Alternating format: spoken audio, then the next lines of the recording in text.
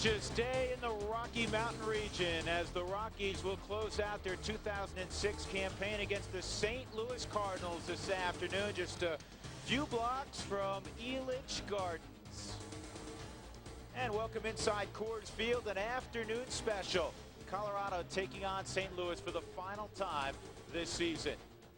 And good afternoon, everybody. I'm Drew Goodman. What a ball game last night, especially, I suppose, if you were a Cardinal fan.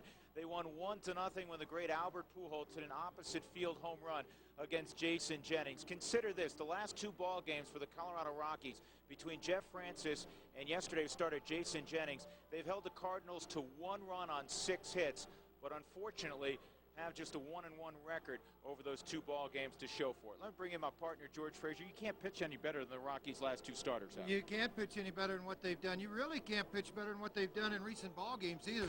This starting staff has been unbelievable.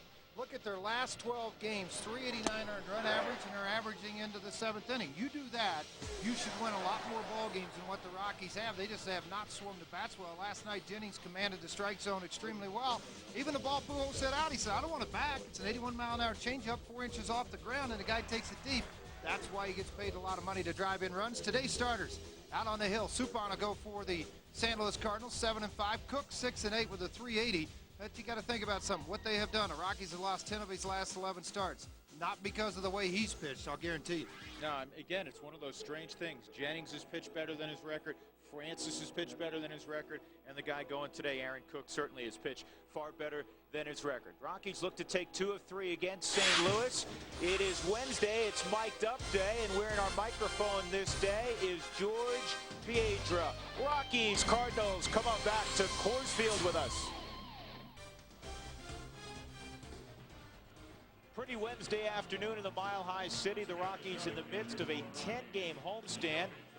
Tony La Russa's Cardinals yesterday win 1-0. Despite the fact that they had only 4 base hits. Here's their lineup tonight for La Russa, or this afternoon, brought to you by Southwest.com. David Eckstein again at the top of the order. And then Chris Duncan. Scott Rowland's in the 3-hole. You will notice Albert Pujols not in the lineup. He's fine. He's just been given a day of rest. Jim Edmonds, Scott Spezio, John Rodriguez in left field, and Aaron Miles. The 8-hole hitters, Gary Bennett, and then the pitcher, Suppan. And the first pitch from Aaron Cook is a ball to David Eckstein. Comes in hitting .302. Scuffling a little bit of late with the bat. Eckstein 1 for 8 in the series, 2 for his last 18 at the plate. He struck out twice yesterday against Jason Jennings, and that is most unusual for him. It is unusual. Contact type of guy. He seemed to choke up on the bat, so he handles that very well at the plate.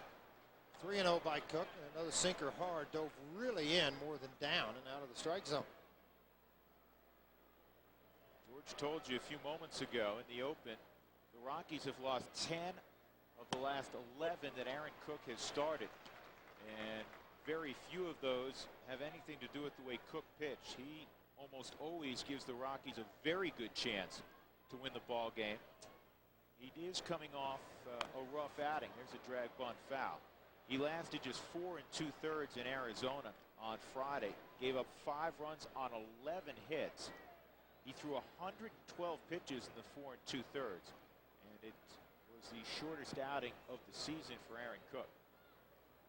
Cook, one of the 2 of the top 3 in the National League, with 6 wins or less in the ERA category. Jennings leads at .370.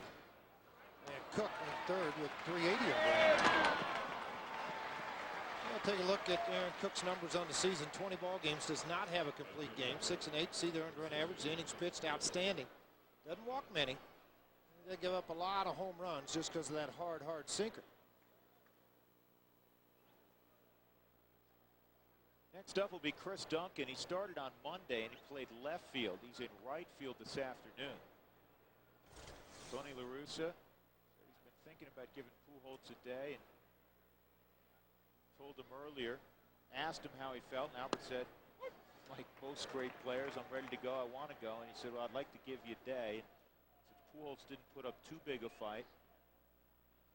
Tony gave him today off. Well, part of that is, too, you got a guy out on the hill that's just a tremendous sinker. You know, and now you wait till late in this ball game and throw him out there in the 7th. That's a pretty big bat to have sitting over there. So you were a win-win situation. Albert gets a day off. And you also deal with him late in the ball game. In the air to left field. Matt Holliday will gather it in. Chris Duncan is retired. Here's the Rockies defensively this afternoon, brought to you by Rico. Holliday, Sullivan, and Hopp in the outfield. Sullivan still without an error in center field. He's played a wonderful center field. Atkins and Barmas on the left side, Carroll and Helton on the right side, and Yorvi Torrealba has thrown the baseball very well. You see the stat down there. But he's playing his third straight ball game. A lot of times catchers, day game after a night game, will not be in the starting lineup, but Clint Hurdle's going with Torrealba.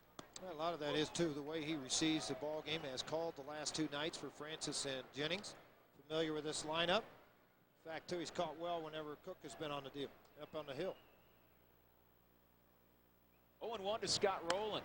Yeah, I found it interesting this morning. You spoke with Tony for quite a while, LaRussa, and I did too this morning earlier. He said the ball has made it a fair ballpark. This is a lot of managers come in here now with the humidor. They bring that up as a topic. And he asked me, what's the changes? I said, I think more than anything, you keep it to MLB spec, number 1.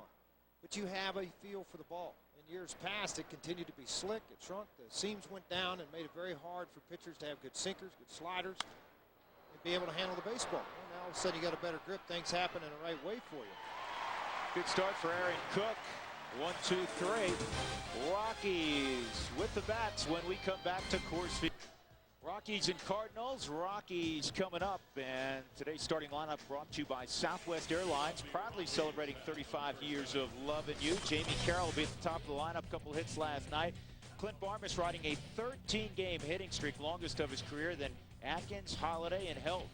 Brad Hopp in the 6-hole. Torrealba, Sullivan, and Cook. And Matt Holliday has had his way against Jeff Suppan. Suppan's been very good, George, since the break. He's made 2 starts, 1-0 with an 0.64 ERA.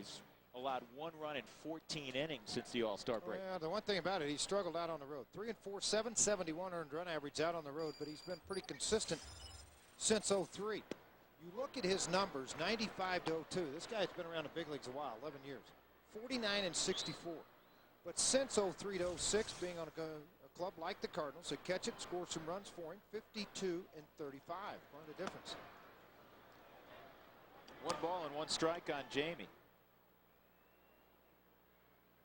Suppan also has benefited from great run support. He's 3rd in the National League in run support. Ground ball to 3rd. Scott Rowland with those soft hands gathers himself and throws out Carroll for the first out in the bottom of the 1st.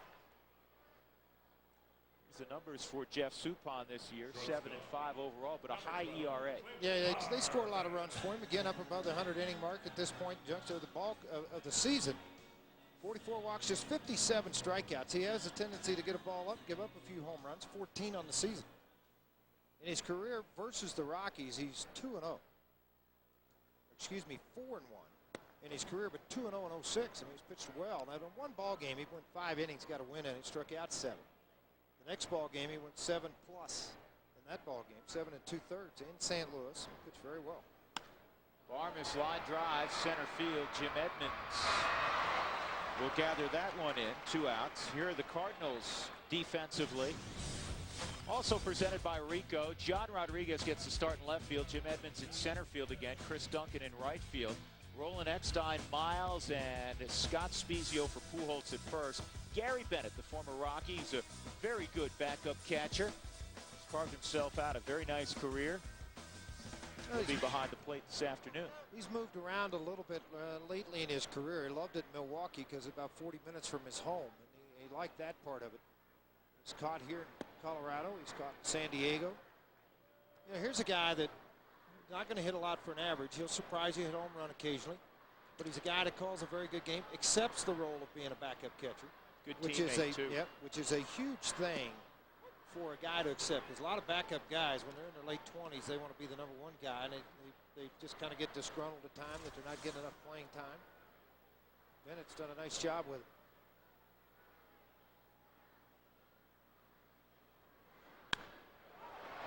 And they got lucky there. They did. That was a hanging slider in the middle of the plate.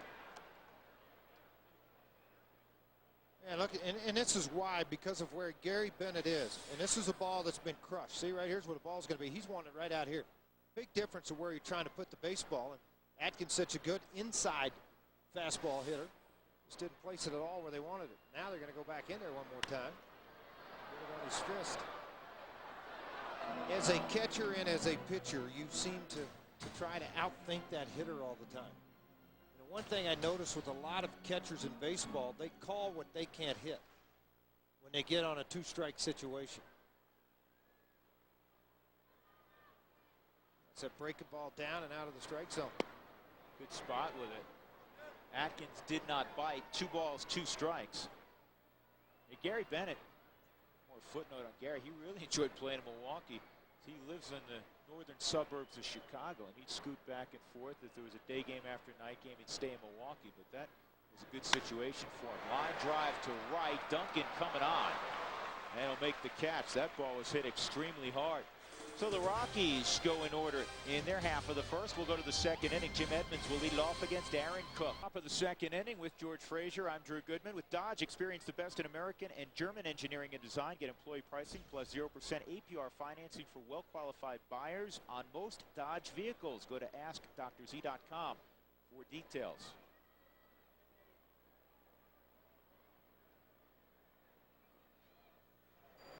Jim Edmonds takes inside ball 1.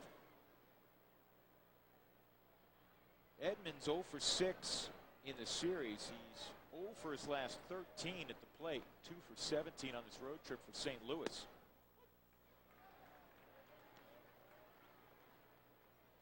One thing that he's done over the years, and we've all seen this, wide stance out here. What he does, he'll just toe turn and go, but all this rotates back. That's what sets him for the pitch before it gets there. What is wrong with that pitch? I mean, Cook's got to be asking the same thing. That's not belt high. That's just a little bit above the knee, thigh high, and it's catching plenty of the plate. And a line drive, base hit for Edmonds.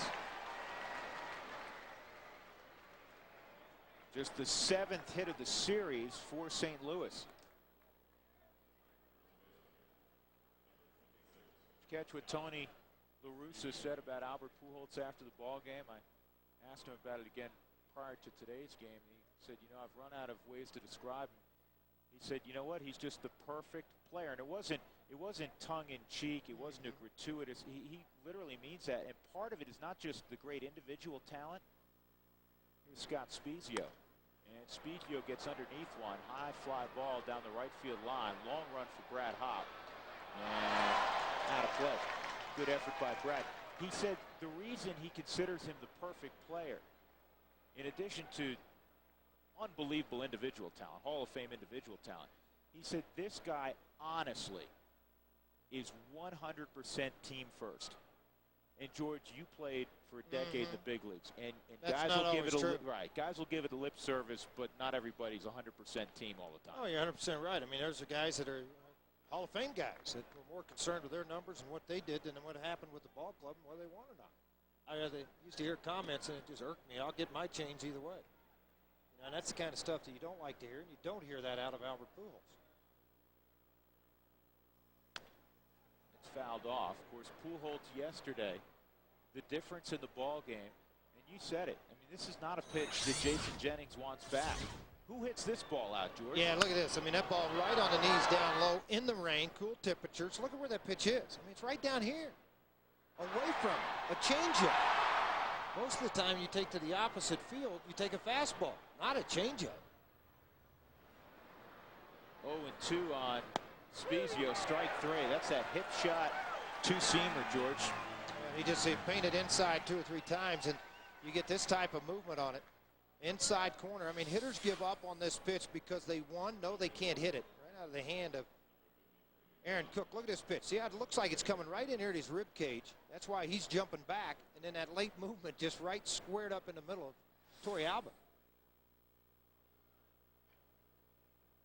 Yeah, going back to that changeup, most hitters, La Russa was saying, would roll over on that. Well, that's what I was talking about. On a fastball, you see them go opposite field. On a changeup down and away, they're fooled. They're out on the front foot, and they swing it the other way and pull it. Pretty impressive to go to the opposite way, 370 feet out of the ballpark. Rockies left 11 on base last night. That can't be lost in the story. They had Chris Carpenter on the ropes a couple of times. Carpenter was able to get the big outs. Here's a base hit for Rodriguez. Boy, he really swung. Edmonds now thinking about going to third. Not a good idea. Well, maybe it was. And that's what would happen last year. The Rockies would throw to third too frequently, and the trail runner would move up. You take the double play out of order. In that situation, just in front of me, I know why Corey Sullivan did it. He felt like he had a great chance to get him out, but it didn't work out that way, did it? Well, watch when he catches this baseball right there. You can see Edmonds just made the turn. He said, I'm not going to hesitate a bit. It was out in front of him. He never looked back at all. A little wide turn, though. Then you see Atkins to throw off. That allowed Edmonds to get in there. And when you do not cut the baseball off, that is where you had a tendency. Now, see, if that ball's on the line, he's dead. He is out, but it's not. And you allow everybody to move up when you overthrow the cutoff man. That is not a mistake the Rockies have made much this year. But I'll reiterate again, when he comes up with the ball, it looks like he's going to be able to throw him out by 30 feet. I'm going to try to search this out here just a minute to show you exactly what Drew and I are talking about. By the time Corey got the ball and where he is coming into the bat.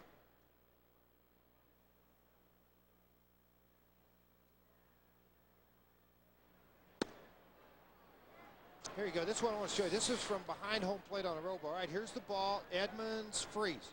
He's on the bag. Corey's just now getting the baseball. So he's got 90 feet to go. So you see why Corey unloaded. But you could see why he might have had a shot at him. But I tell you, they forced the issue early in this ball game. And it paid a little dividends there. You got a contact hitter up in an offensive count, 2-0. And a guy that hits very well with runners in scoring position has in his career. Now, that may not hold true this year all the time. But typically, he's a guy that's going to make contact, as you just talked about. He's a guy that been on base this year, hitting .271 with runners in scoring position. And it's 3-0. Gary Bennett behind him, and Cook may They're going to walk him. Put him on because he loads it up for Bennett, who does not run well. Double play opportunity. This is a smart baseball play here. Well, it is because you got Aaron Cook, hard sinker, out on the mound. I think that's one of the big things. One thing you've got to look out for with La Russa, not saying he would do it here, but he's not afraid to squeeze either. Bennett's a guy that can bunt. And the only reason I say that, he may not be comfortable saying Gary hits into a double play ball. This inning's over. We get nothing out of it. But if I can lay a bunt down, get to the top of the order again, or when you're going to pitch her up next, but try to get to that situation and swing the bat a little bit. They may not either. He may try to get one out if he can. Edmonds at third. Rodriguez out at second. The walk loaded the bases to Aaron Miles. Line drive, base hit for Gary Bennett. That will score 2 runs. Drew, you mentioned in the open today, or not in the open, when we were talking prior to the ball game, the average when he gives the Stars a day off, and what Rodriguez, what Bennett does, what Duncan is when he's in the lineup, what they do is incredible. They hit over 300, you told me. Man. Yep, they have a lot of guys who are spot starters who, when they're in the starting lineup, have come through consistently. Gary Bennett jumped on the first pitch.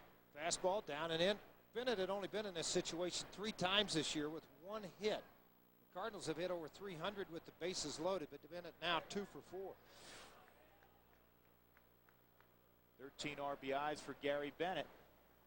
And there's the bunt. The second out, but 2 more in scoring position. One of the things Tony talked about this morning that I thought was very interesting, George, is, and he studied every statistic and he looks at the game as many managers do, like a chess game, and he said if you look it up, if you can produce 3 scoring innings, even if it's just a single run 3 times, your record is way above 500. It's interesting. So he looks to just, and Clint does the same thing. That's why people wonder, why does he sacrifice so much early in a ball game? It's to get a run. Well, and if you could do that 3 times. I was looking in the paper today, and you started looking at statistics, you look at everything else. Tough play here for long throw. We're going to get Eckstein. Nice play by Clint Barmes. That was made to look very easy. It was not. Terrific play by Clint Barmes. 2 runs come around on the Gary Bennett single, and the Cardinals have an early lead. Cardinals, as you would expect, a pretty good front-running team, 38-15 when they score first, 57-42 overall, leading the National League Central. The Rockies are 5.5 out. They're in 4th place in the NL West, 47-52. Padres come in, beginning a 4-game set tomorrow.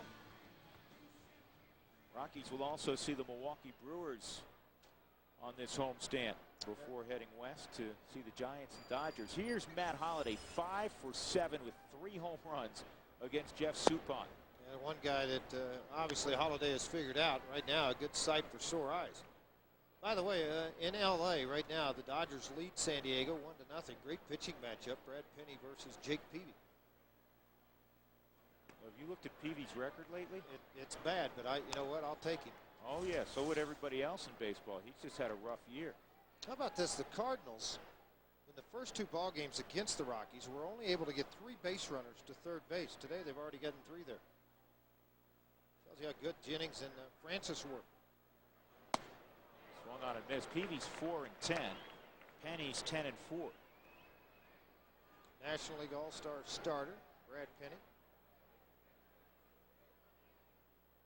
Brandon Webb throwing today, Philadelphia. Brandon Webb going for his 12th win. 2 and 1. Now, tomorrow the Rockies, as you mentioned, the San Diego Padres will come to town. Woody Williams has got it back on track again since coming off the disabled list. A 4.2 record, 315 earned run average. Of course, Fogg has just been sensational. 7 and 5 record. There's another guy. I mean, he has a nice record. His record could be much better than that, George. 2-2 fouled off. Here's something that makes no sense. Listen up, folks. The Rockies starting rotation has the 2nd best ERA in the National League, the 4th best ERA in the game. Their rotation with Francis and Cook and Jennings and Fogg and BK. Yet they have the 20th best win percentage. They're 33 and 38 overall. That does not make much sense. Well, I tell you where it comes out, and this is where you can make some sense with it, if any. Think about it. They're a club, and you look at the St. Louis Cardinals and their record of what they are. St. Louis right now at 57 and 42 as they enter today's ball game. The Rockies have hardly just a little bit less in home runs. The RBI's a little bit less. Our pitching staff is as good or better than theirs. The bullpen is as good or better than theirs. But when you look at 2 out hits and 2 out with runners in scoring position, that's the biggest difference in these 2 ball clubs. Yep, slow motion right out of the hand here. I mean, this looks like pretty good fastball, and it's just right on the outside part of the plate. Looking for a breaking ball, not a very good swing by Holliday. And when you looked at it, he just flat-footed when he went after that baseball. Yep, Matt's struggling. Todd Helton behind him struggling. Fastball to knees, strike 1 on Todd. 9 for his last 54, covering 14 games. He's dropped his average from 304 to 280.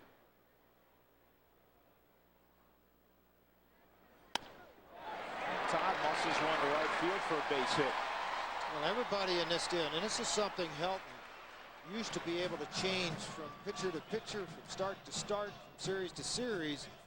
People continually pounded him inside. All of a sudden he'd start turning on the fastball, and then they'd have to go away again, and he'd go opposite field. Well, he hadn't had success inside. He wasn't getting the bat hit through the zone at all. That time he did.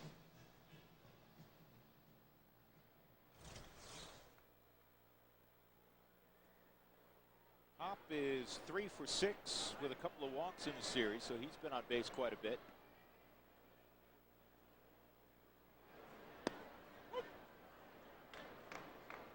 Part of the reason for that record, the Rockies' offense has been sporadic and overall has been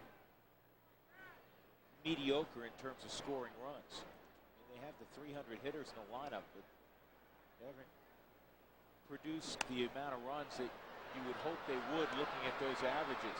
Gary Bennett, battling the sun, will come up with the catch. 2 outs. I want to show something here, and I know that look at Gary right now rubbing his eyes. He's got the eye black on. He's got everything working. When this ball gets into the air, watch first thing that he's going to do. Toss it, glove go in the air. He's got to shade those eyes somehow, but never lose his sight of the baseball. It's just a terrific, fundamentally sound way to do things on a day game with the sun up behind you. As soon as he did, he found the ball, shaded the eyes, completed the catch.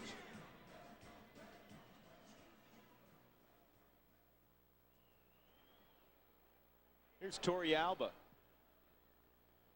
With Helton at first base, the Rockies trail 2-0. Slowly hit. Suppan gets off the mound quickly, and he'll throw to first. That's all for Colorado in the second. Helton singled. He's left on base. 2 innings complete. St. Louis with a 2-0. St. Louis today is Mic'd Up Wednesday, and George Piedra has the microphone on this afternoon.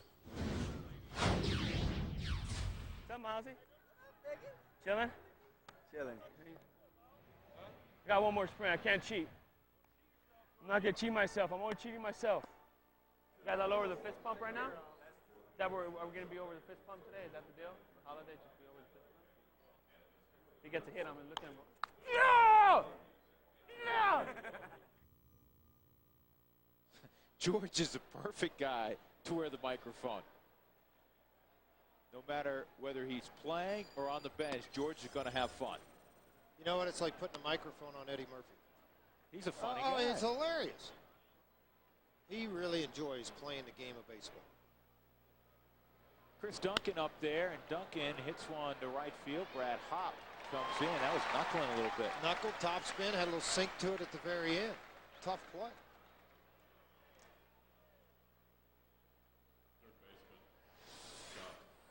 Trying again. I think more of what Cook's going to try to do is come to that inside corner. See, now watch that front side open. Be able to get the big part of the bat on the baseball versus jamming him. I mean, that was something, a pretty good job of hitting by Duncan there. Scott Rowland. Get this, Scott Rowland is 2 for 26 this year against the Rockies. Go figure. Actually, you know what? I messed it up. He's 2 for 29. Yeah, not that, in the rest of the league, he's got to be hitting pretty good because he's hitting .320. He's not done anything against the Rockies. 1 ball, 1 strike. Cubs and Mets went to the 10th inning, George, deadlocked at 0-0. And Mets with 2 outs loaded the bases, and Valentin just got a clean single to center field. The Mets knock off the Cubs 1-0. In that game, Mark Pryor had a no-hitter through 6 2/3, but his pitch count got to 104. And with all of the arm problems he's had, he had walked a batter at that point. Dusty Baker went to the mound and took him out. And I don't blame him for that part of it, trying to look at the long run of things. Yeah, I don't blame him either. Yep, they've lost Kerry Wood for the rest of the year. He's not coming back. He tried to battle back from a couple of things. Last year of his contract, there's an option next year. So he'll be one of those invitees to camp next year. How about this? Scott Rowland has hit .069 versus the Rockies. You mentioned those numbers earlier, but he's hit .345 against the rest of the league. 2 balls, 2 strikes. 1 out, nobody on in the third. Good pitch. Not good enough. 3-2. The Cardinals have the best record in afternoon games this year. 27-9. That's the best record in baseball. They're actually below 500 by a game at night. Pulled to third. Oh, nifty little pickup by Garrett Atkins. A replay on what Scott Rowland has done to the Rockies here in this series with his defensibility. Garrett Atkins caught that like it was just playing catch with a 5-year-old. Just pick it, pull it up. Hey, look what I found over here. 1 hop line drive, the hot corner. See, he gave when he caught that ball, too. Watch how his body turns to take away with the velocity and just pull it backwards. A lot of that takes off that and the sting in the hand as far as catching the baseball. Jim Edmonds got that 2-run rally going last inning with a single. And then he challenged the arm of Corey Sullivan, and Corey, who has a strong arm, was offline on a base hit behind him by John Rodriguez. Rodriguez moved up into his second and third with 1 out. Rockies would walk Aaron Miles intentionally. Gary Bennett came through with a 2-run single. What a bonus we can get offense out of the 8-hole. Well, it really is. You kidding me? And the Rockies saw what happened when the bottom half of their lineup wasn't hitting, the top was, and how much it slowed down games, slowed down innings. Now they're in an interesting situation. yesterday aside because they were shut out 1-0. The last few ball games, they're getting production up top. They're getting some production at the bottom. The middle of the order, they're not producing. Exactly. I mean, Helton Holiday, they've struggled. Hop Swing is still pretty good. Atkins good, but those two in the middle. Yeah, Atkins, and they know it. You don't have to, it's not like you got to put a billboard out in left center. They know what they're doing, and they're trying to correct it every day with hard work in the cages prior to ball games, in batting practice. Helton with a base hit today. Well, you know, it was a lot like the Cardinal teams in the late 80s. They had Tom Pagnazzi on the ball club as a catcher down at the bottom. A lot of hit and run because it slowed down the base paths when he got out there. So they did a lot of hit and run, bunt, move things around just to advance the bases. 2-2 on Edmonds, and he turns and drives one deep right field and gone. 3-0 St. Louis, home run number 16 for Edmonds.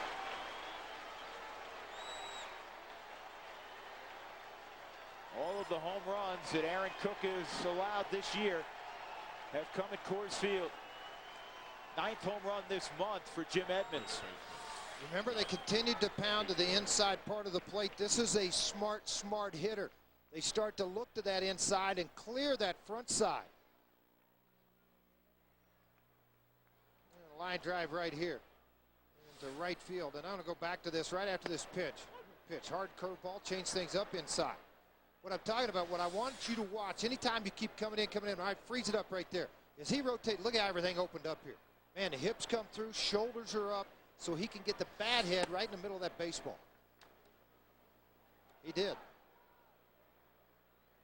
Edmonds, pretty good hitter. I mean, a guy, you know, when he stands at that wide a stance, you think, God, how's he getting that thing open that quick? See how he threw those hips? Jamie Carroll will throw out Scott Spezio. That's all in the 3rd inning. But another run for St. Louis. When they score 3 or more in a game, they're 48-18 this year. Step in with the Rockies trailing 3-0. They have only 1 hit. The Cardinals have 4. The 1 hit, a Todd Helton single with 1 out in the 2nd. Sullivan has swung the bat well against Jeff Suppan, 6 for 11 in his career. Well, he's swung well of late, too, because I think he's going to the opposite field more. Not trying to pull everything to the right side. Staying back, seeing the ball longer in the back of the batter's box. You're right, George. Corey's hitting .341 over his last 32 ball games. So tried to do it right there. I mean, that was a hit-and-run swing. What I mean by that, everything dropped inside, and then you saw the swing of bat angle trying to push the ball to the opposite field.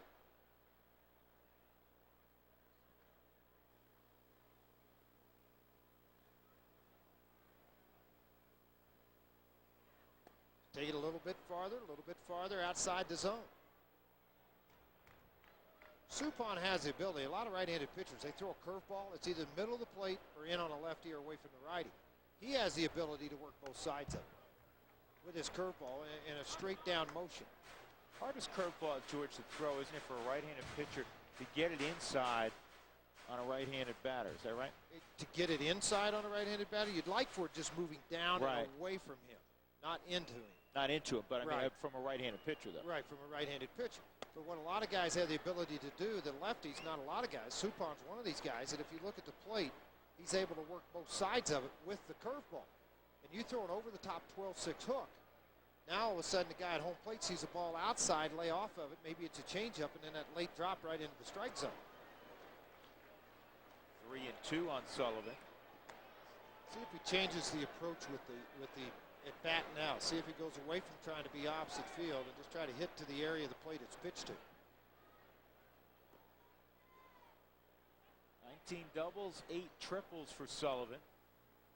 And he draws a walk, leading off the 3rd inning.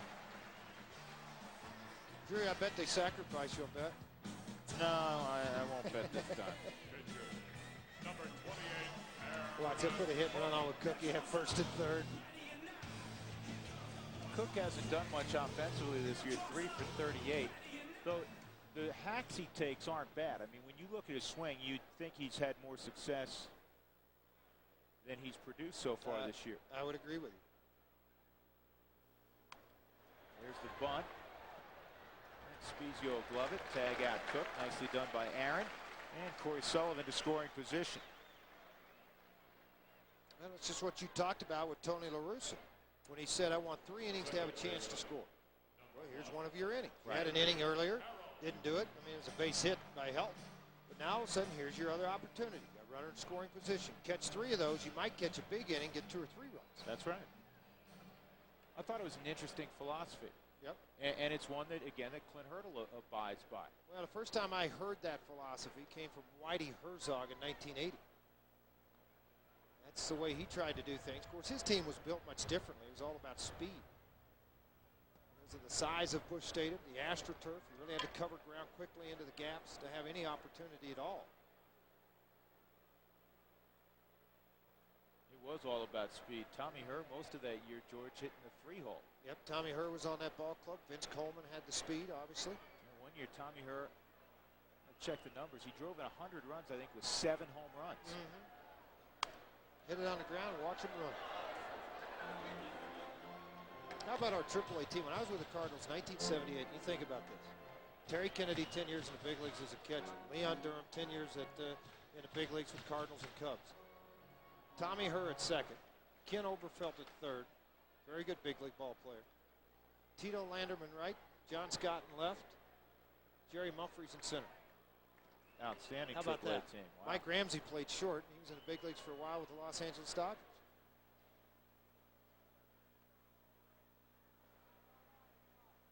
One and one on Carroll. And Jamie hits one to right field on the line. Duncan will get over there. And scrambling back to second base is Corey Sullivan. So Carroll hit it hard. He's hit it hard twice in the ball game. Nothing to show for it. It'll bring up Clint Barmas. You know, I think the reason the Cardinals, if you are raised in their organization, even if you're not, you're going to learn to do things a certain way defensively, particularly if you are in the infield. There's a gentleman that works in their organization who's been there, I think it's 57 years now. George Kissel. Tremendous infield instructor. They used to have him dress out for all the home games in St. Louis, and then teams started complaining too many coaches. Well, what it amounts to, they didn't want that 57 years sitting over there stealing signs and picking off different things of his knowledge that he has of the game. But his infield instruction, his play, and how to play the infield. Clint Barmas, a big Cardinal fan growing up, huge Ozzie Smith fan, takes ball 1. Clint hit a line drive to center field his first time up. George, quickly going back to that season in the mid-'80s that I was trying to recollect. Tommy Herr in 1985 drove in 110 runs with not 7 home runs, 8 home runs. Yeah, how about that? Can I tell you a really funny story about the '87 World Series and Tommy Herr and his wife? Hold on a sec. Why don't you tell a story and I'll determine if it's funny. No, it's fun. Okay. It was very embarrassing for Tommy Herr. Very embarrassing for Tommy Herr. His wife went and bought this beautiful $2,400 dress. Brought it home, and Tommy said, you can take that $2,400 dress back. You're not going to be wearing that to the game.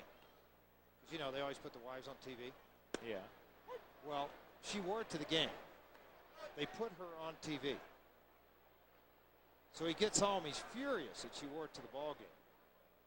Now, says take it back. So she puts it back in the wrappers and everything, takes it back into the store and says to the lady, hey, Tommy said I couldn't have it. It would cost too much. I need to do something else. So could I get my money back and exchange it? The lady said, what do you think, I'm nuts? I don't watch baseball? You look gorgeous in it last night at the ball game. 3-1 on Barmas.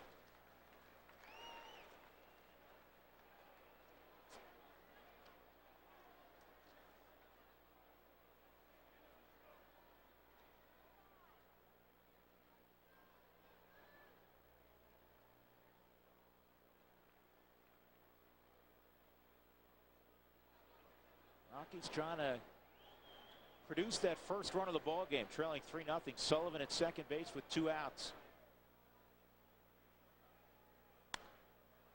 Barmas fouls it off, 3-2.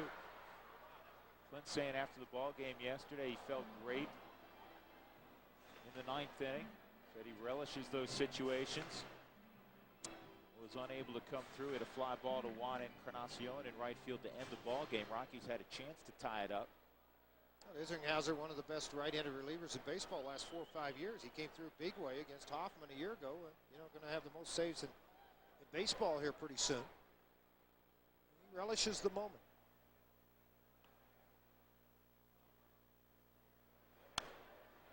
Good swing. Good at that. Seeing a lot of different angles from Suppan as far as where he's going to go with the pitches, the rhythm, the curveball, the slider, the changeup. Fouling off some tough pitches to extend it. Barmes, despite his struggles the first 2 or 3 months of the season, has 50 RBIs. That's third on the club. Atkins has 67, Holiday 60. And Barmes with 50, Hop 49, Helton with 48. In the air down the right field line. Duncan, Miles. Did anybody catch it? No. Spezio ended up having the best chance at catching it. A new life for Clint Barmes. Well, you're looking into the sun. When you run after a ball, if you're the right fielder, your eyes are juggling. You're trying to follow where you're going, and this is not a right fielder. This is first baseman. Aaron Miles comes on. Spezio, not your normal first baseman. This is a very difficult play when you got 3 guys meeting at the same spot to try to make a play on the ball, and none of them got there. Guess they were elite blockers for Duncan.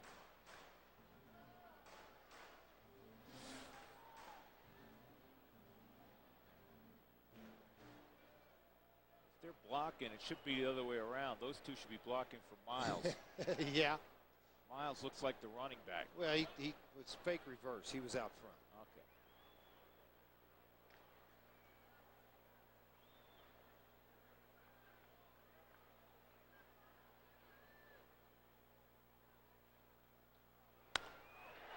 Line drive right at Scott Rowland. Well, Barmes hit it on the screws. Hit it to the wrong place. Rockies leave Sullivan at second, 3-0. Quest Spirit of Service game reset. It's been all Cardinals in this ball game. Second inning, bases loaded. It was actually started by Jim Edmonds and John Rodriguez. Corey Sullivan throwing, trying to get the lead runner. 2 runners move up. And then Gary Bennett with the bases loaded, a single to make it 2-0. And then a home run ball from Jim Edmonds. Solo shot last inning. And it's 3-0 St. Louis as we go to the 4th. John Rodriguez will lead off, then Aaron Miles and Gary Bennett. Aaron Cook and Jeff Suppan matched up. Saw a first yesterday. We've seen a lot of firsts involving the Rockies pitching staff this year. Yesterday was the first time in franchise history that a Rockies starter threw a complete game in Denver and lost. Jennings losing 1-0 yesterday. This ball rifled to right field. There actually were 2 other complete game losses at home, but they come with an asterisk. And the reason being, John Thompson against the Dodgers, a game shortened to 7 innings, lost 5-2. John Wasden back in 2000 against Florida in a game shortened to 7 innings, lost 3-1. But the first 9-inning complete game and a loss last night. Jason Jennings, who is a very hard luck 6-9 this year. Rodriguez at first. Miles intentionally walked his first time up. And strike 1 on Aaron.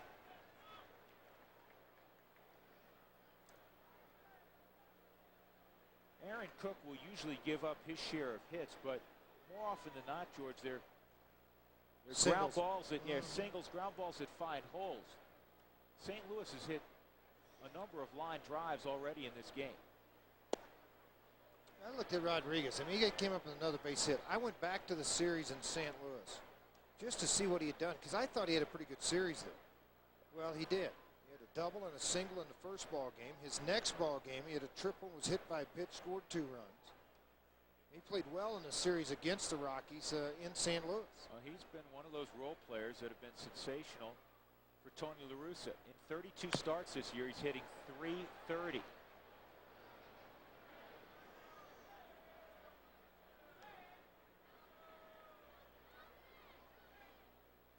Also added a pinch home run.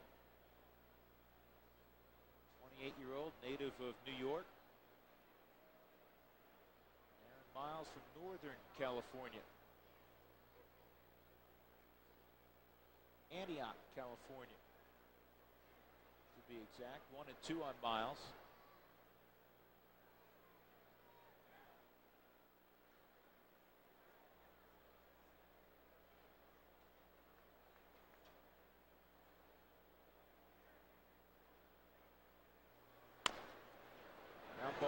Atkins. One play for Garrett, and that's to get Miles at first. One out, Rodriguez at second. Let's take a look at our Affleck trivia question today.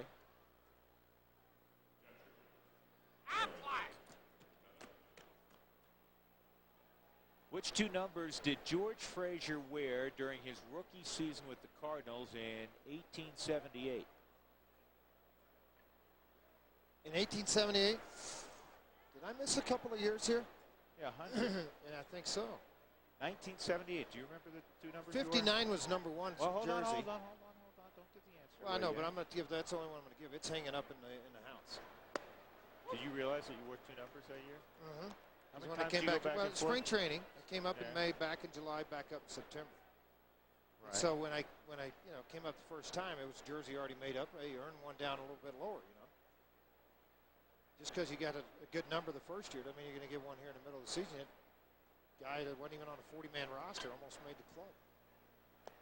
So it wasn't like 107. That was no. The first one was 59. It's hanging on the wall at home. It's framed, hanging on the wall. Very first big league jersey I ever. Down from there. Powder blue. What? Yeah, the road uni was a powder blue.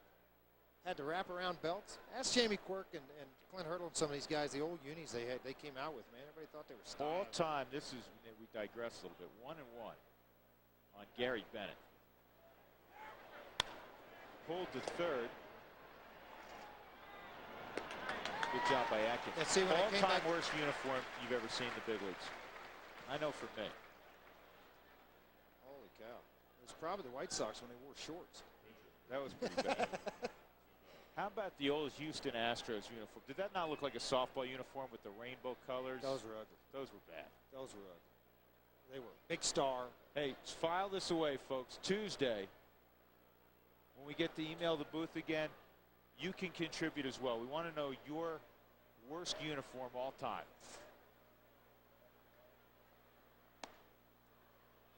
See, I'm going to correct something for the fans. What's that? The 59 was the first jersey I ever put on my back in spring training. And then when I came to the big leagues, I got some other numbers. Oh, so it wasn't 59? No. 59 was the first one I wore all the way through spring. All right.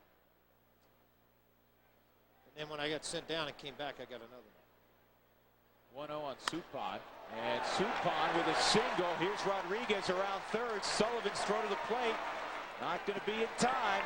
And Jeff Suppan has made it 4-0. Tell you what, they got really lucky right there. And I'm going to tell you why. The reason they got lucky is because, and when I say lucky, Aaron Cook in particular. I mean, this is obviously 2 outs. You fought hard to get the 2 outs, and you give up this base hit. But here's why I say you're lucky. Line drive, base hit. Saw all that part. But on the throw coming in from Sullivan, watch where Cook goes. Right? Cook stays on the mound. You're not going to see him right now. But when the throw comes in, it hits the base of the mound and shoots straight up into the air. Cook's still on the mound. Got to get around behind and defend regardless. I know you're mad you gave up that base hit because what you don't want to have happen is they get by Torrealba, get to the screen, Suppan goes to scoring position. That's what you don't want to have happen. 4th RBI of the year for Jeff Suppan.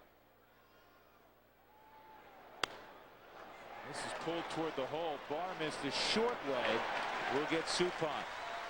Good play by Clint Barmas, but another run for St. Louis. 2 in the second, 1 in the third, and they've added 1 in the fourth on Team USA. Heading off soon to the Far East. Boy, he has a little bit different attitude with this Team USA than the last, huh?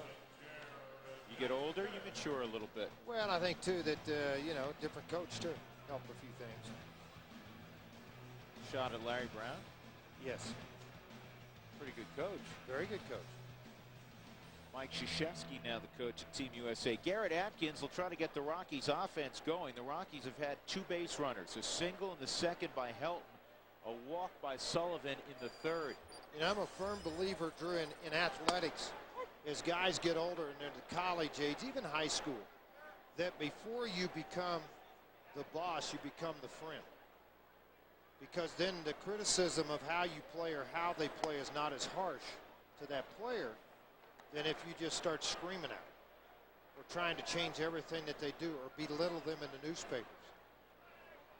I think you get a lot better reaction from guys by doing it that way. I've seen so many pitching coaches, even hitting coaches, come in and want to put their stamp on guys, and they come in and say, you're not going to win like that. Really? I mean, it happened to me. Hub Kettle told me you'll never win like that. I'd won 12 games the year before. Become their buddy first.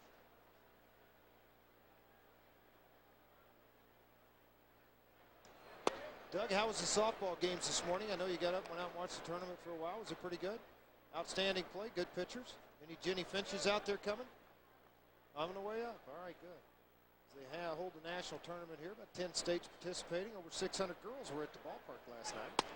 Walked around the warning track. Garrett Atkins is gone. Jeff Suppan quietly is pitching very, very well.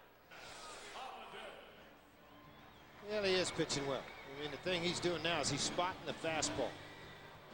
Brought it up a little bit in the strike zone, but boy, I tell you what, Gary Bennett's really working side to side. He's working up and down very well. That's one thing as a backup catcher. Bennett did this with the Rockies. They watched very diligently those first 2 games of how hitters are worked.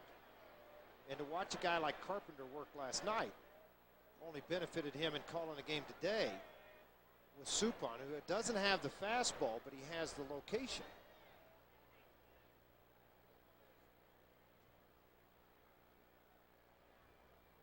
Here's the 1-0 to Holiday. Matt hits it in the seats, foul down the right side. Holiday struck out his first time up. Matt hitting .434 this year against the Cardinals. Had a base hit and 3 trips last night and a walk. Began the day 8th in the National League in hitting. Trying to get out of a little funk. 3 for his last 26 at the plate. You know, and a lot of catchers, what they'll do is they look down, they watch their footwork, they look back to see if they're peeking at signs, they do different things to say, all right, he's set up this way on this situation, let's go out here with it.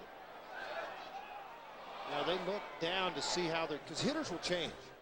You know, they'll open up slightly if they think you're coming inside sometimes to get there. They'll close up a little bit, only an inch, not much. You know, they'll watch their upper body, they'll watch their swing, they watch their hands. A lot of times where they position themselves. The other thing, you notice anything about what Gary's doing for today? Nobody on base. He's getting in a throwing position as a catcher to receive the ball. A lot of catchers will just stay in that crouch and on their haunches and just slide and sit. And that was a fastball that he squared up on. I mean, he got his body up. He may not do it on every pitch. Yep, see, here he is up there. That's a throwing position for a catcher. Just a better target to throw to. And you're right. A lot of catchers won't get in that position unless there's somebody on base. Holiday works out a walk with 1 out. Helton comes up. Todd a single to right, his first time.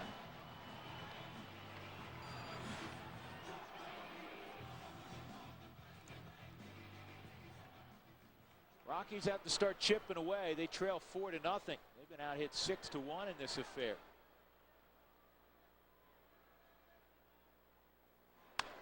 Todd ground ball to third. Roland will get the lead runner. Well, I tell you what, pull hitter up, man, and you know, that's communication there. And to where Aaron Miles was to come and get that throw. That defensively where they are, for him to come and get that ball. I mean, Miles is talking to Eckstein right now. Look at this. Look how far he is, and look where Eckstein is. A lot of times, before you roll this, a lot of times what you'd see is he'd tell the third baseman, you got to wait for the shortstop to get here because of the distance he has to run. Now watch when you roll this thing. When it's hit, Aaron Miles gives a glance there. He's got to take off on the fly to get there. I mean, he's off balance, has to stutter to get to the baseball, and he does get Holiday. Brad Hopp with 2 outs. Takes down low.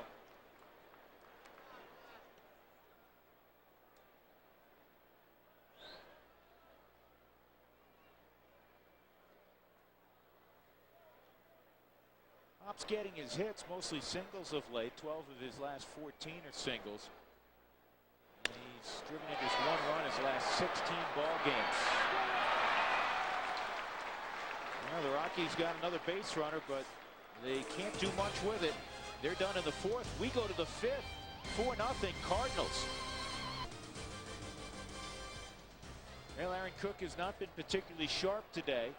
He's given up 4 runs on 6 hits, including last inning an RBI single by Jeff Suppan, his counterpart. This will be 2, 3, and 4 in the fifth. Chris Duncan, Scott Rowland, Jim Edmonds. No Albert Pujols in the lineup today. He's healthy. Tony La Russa just giving him a day off. He said, the first week and a half after the All-Star break to give Edmonds a day, Rowland a day, Pujols a day, and this was, as he saw it, the best opportunity to get that accomplished. Well, you head to Chicago too. The pressure there. The big Cardinals, half Cubs, big series, big rivalry. They've lost 7 in a row at Wrigley Field, the Cardinals have. Duncan 1 for 12 versus Colorado this year. They've been able to handle him. Big guy. I saw him down in the hallway. He's tall. He's like 6'6". You know, they list him at 210 pounds. Jamie Carroll's going to throw him out.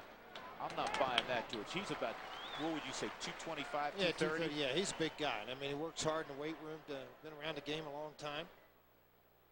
He's 0 for 3 this afternoon. Rowland coming up. Let's find out what numbers Frazier wore his rookie season with the Cardinals. Wore 2 of them. 2 different jersey numbers, as George was early in his career, like so many players, up and down. 43 and 49. Yeah, actually 49 was the first, and then they flipped me down to 43. Tom Bruno went to the big leagues, and he had been in the big leagues previously and wanted 49. So when he came up, I went down. When I came back, they gave me 43. And you stuck with 43. Well, 43. When I went over, I tell you what, Drew, when I went to the Cleveland Indians from the Yankees, I had 43 with the Yankees. When I went over to Cleveland, I wanted to wear 25. Or excuse me, yeah, 25 because it was my dad's number in high school. Just wanted to wear it. Right. Kind of one of those deals. I remember 43 with the Yankees. Yeah, 43 with the Yankees. Over with the Cubs, I had 39 and 21 with the Brewers. Or with the Brewers. 21 with the Minnesota Twins. You know how I remember 43 with the Yankees? Growing up in New York, you'd be watching the ball game on television, and you'd be getting out of the Toyota Corolla. Was this when you were like 8? Yeah, somewhere around there. And everybody yelled, "Oh no, not 43!" Yeah. No. I do remember a great thing there. It was kind of funny. Bob Shirley brought him in one day, and he drove the guy in, and that was kind of fun. Shirley drove him in, got in a little bit of trouble with Billy. I thought you did that. I did too. Guys from Oklahoma had a thing about driving Chrysler product, I guess. Did you ever drive the golf cart with the hat on it? I slept in it at Shea Stadium. I don't want to know that story. Well, I just went sleeping. I had a big area in the back and went took a nap back there. 2 Day balls game, and it a was strike hot. on rolling. Trust me, I wasn't the only one in that thing sleeping. Steve Swisher was in there, Darryl Knowles. 3rd hit this year for Rowland against the Rockies. That's it. 1 out, base runner for St. Louis. Their 7th hit of the ball game. Jim Edmonds 2 for 2, a single and a home run. He scored a couple of runs in this game. And the home run he pulled to right behind in the count. Yeah, Tony La Russa said today earlier, we talked a little bit about the baseball, how he thought it had evened out the ballpark. And I said, yeah, but when you make a mistake, it can still hurt you. And I thought that was a mistake by Cook. Up, middle half in to a left-handed hitter. What do you notice with Aaron Cook last couple of starts, George, Up. that's been different? Up in the strike zone more than normal. When he missed before, it would be down. I think hitters are becoming more patient, making him bring it up into the strike zone some. That's about it. I mean, the biggest difference for me is it's just a little up in the strike zone. But you go back to the Cincinnati start. 7 innings, 6 hits, 1 earned run. What more could you want out of that deal? There's another line drive. Base hit for Edmonds. He's 3 for 3. And they let it go through out of third base. So Sullivan this time cuts it down. Scott Rowland. Try me once, don't try me twice. That first throw offline, this one not. You hear so much about Brad Hopp's arm in right field and the accuracy. Sullivan's got one of those also. And I tell you, when this ball was hit, I automatically went to Scott Rowland to see what he's going to do. Never slowed down an inch. This time he threw it right at the head of Barma, skipped it into Atkins, and then the throw in. This was an outstanding throw. Stayed behind the baseball, threw it. 2 good hops. You had the backspin, so it's going to carry evenly on the dirt when it hits. Nice tag. And the ball, as you said, George, was if they needed to cut it off, Cliff Barmas could have cut it off. Yeah, on the commands from Garrett Atkins. Spezio 0 for 2.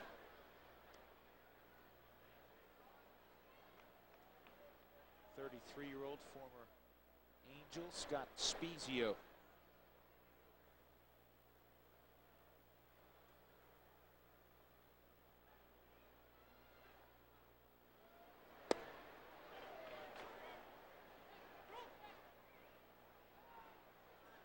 Brian Honora checks it out with Travis Reiniger, no swing.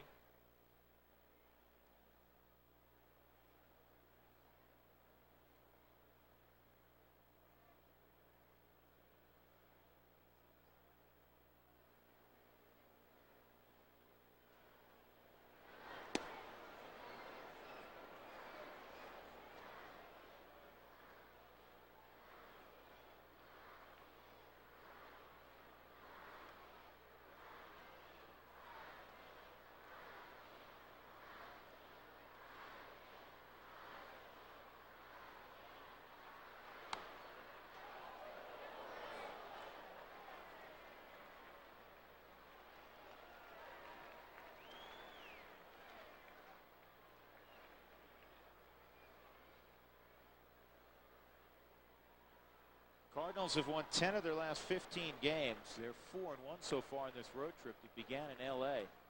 with a 3-game sweep.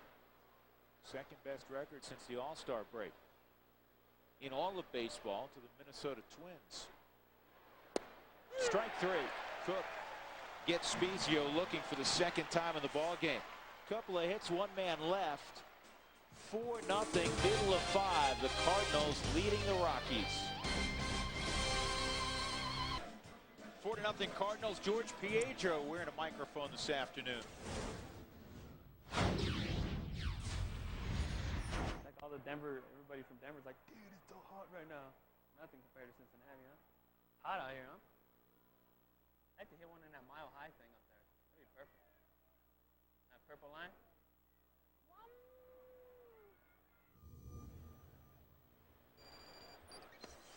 Strike 1 on your Victorial, but the only person who's ever hit one to that purple line was Barry Bonds in batting practice a couple of years ago. Doug, can you get the grid where they figure out how far home runs go and look up second aisle in equal with the purple line, how far that would be? Far. George, I'm telling you right now, if they don't say if it doesn't start with a 6, they're lying. Yeah, no kidding. They're wrong. Round ball up the middle, smothered by Eckstein, safe at first. Yeah, if there's one thing Eckstein doesn't have on the plus side of the hustle and being able to have range to get to a lot of baseball is the arm. He makes up for that arm with a tremendous amount of range out at the shortstop position. This ball hit right back up the middle. Eckstein's going to dive. I thought it had gotten through. From his knees, the throw to first, not in time to get Torrealba. Now it's time to score some runs. It is time to score some runs. Corey Sullivan up there walked his first time against Suppan. How about Suppan? 17 scoreless innings in a row. He has allowed just 1 run since the All-Star break. Cardinals, he's one of those decisions they're going to have to make next year. One guy under contract in their rotation. Carpenter, Suppan free agent, Marquia free agent. So, I mean, they've got some work to do trying to put that together next year. Walt Jocketty is with the club, the general manager here in Denver. That guy was pretty good last night. He made big pitches. He dealt with traffic in a number of innings. He had only 1, 2, 3 innings. This is foul.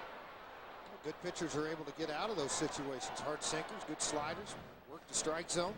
I thought Tony managed well, too. When he got to that late part of the ball game, 1-0 lead, and he had Helton and Hop coming up, he went to his lefty in the bullpen. He had a strikeout and a pop-out. To end it, I mean, last night, you mentioned it. I mean, they had 10 guys on bases during the ball game. 112 pitches, though. I asked La Russa about that, and he said he was going with Flores the whole way. He said, you know what? Somebody may have hit a 2-run home run and would have blown up. He said, but I know I can basically saying I could sleep at night. That's strike 3. Because I felt that gave us the best chance to win. Sullivan punched out on the outside part of the plate, right on the corner.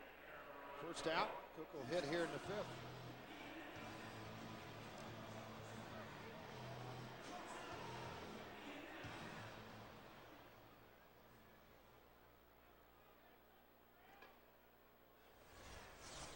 That's one of those swing outs right there. That's a big out from Supon's standpoint. Now you have the pitcher up with a runner at first base.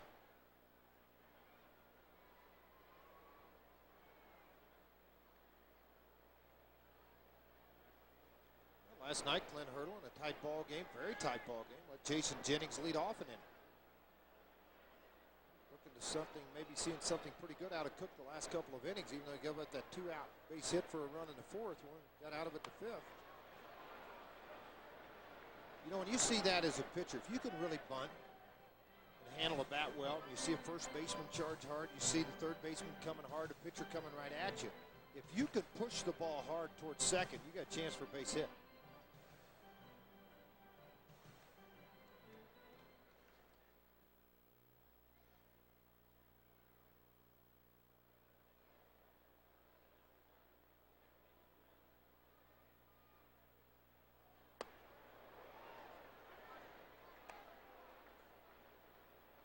Used to have pitchers bunting practice as far as throwing the baseball in the minor leagues. 4-seam fastball, chest high. Because when the ball's up in the zone, you get under it as a hitter, and I mean, if they don't have discipline, they're going to pop it up.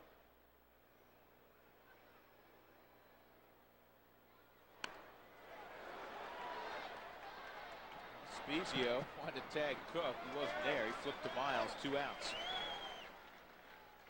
Second sacrifice for Aaron Cook. Rockies lead baseball by a bunch in sacrifice bunts. Well, that's not surprising when a club struggles to score runs the way they do. You bunt, try to get guys there. I think even philosophically now, with the way Coors Field's playing, the way the Rockies pitch, even if the Rockies were getting more 2-out hits, doing a better job with runners in scoring position, I still think that they would be at or near the top in sacrifice bunts. If they were swinging it the way the Rockies swung it early, talking about 98 to 2003, I don't agree with you, Drew. I think they'd be setting back with a lot of long balls because they had 5 home run hitters that hit 30 home runs or more every year. Yeah, but that's not where they're bunting. They're bunting at the very top of the lineup, and they're bunting certainly, out of the 9 hole. Think back to those lineups, though. And who was hitting second a lot of times? Ellis Burks would be hitting second. I mean, Larry Walker's hitting third. You got guys, Galarraga hitting fourth. You got guys that they're leaving the yard with a heartbeat. I just don't know if we'll see that kind of production. You won't. You know, a guy like Ellis Burks hitting into 2 holes. Well, my point is in his prime. And my point is what I'm saying now. The reason you do that a lot of times, you don't have the firepower you once had. 5 guys hitting 30 home runs, 5 guys driving in 100 runs. I mean, it's easy to sit back for that and let it go. I got a question for you. Jamie Carroll, I was thinking about this today. Jamie up there with a 1-1 count, 2 outs.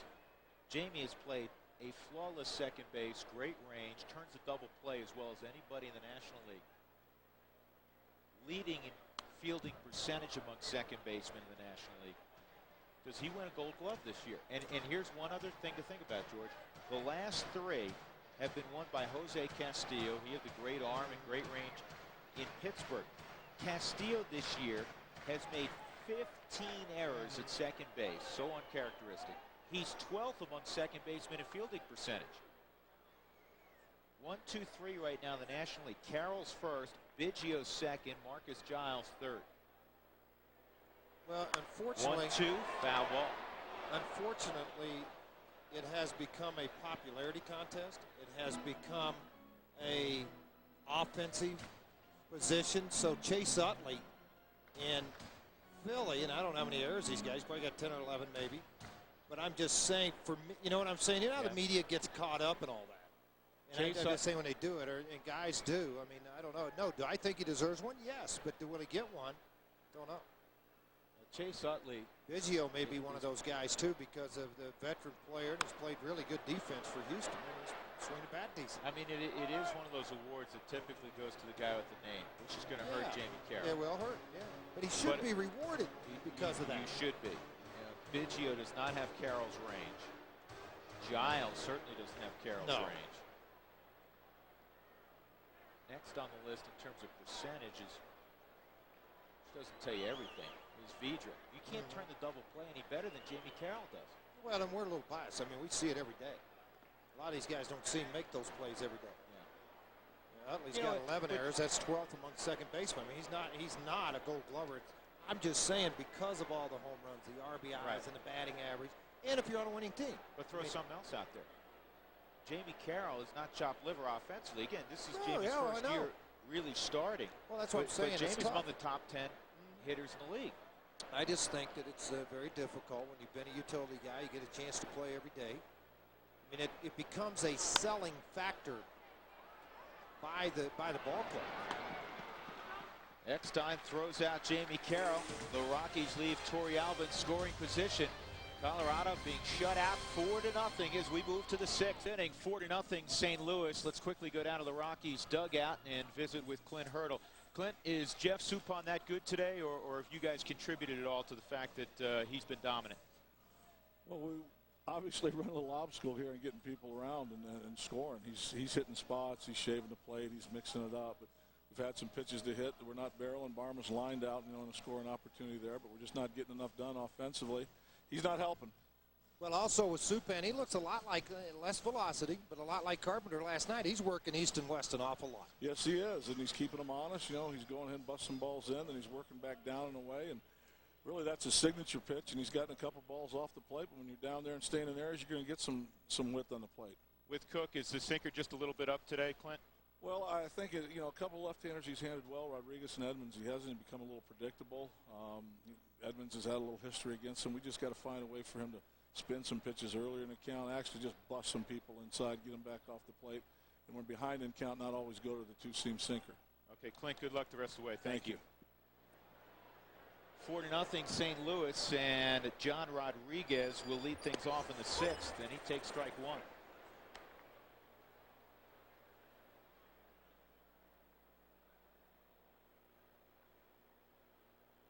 Eight hits for the Cardinals, just 2 for Colorado.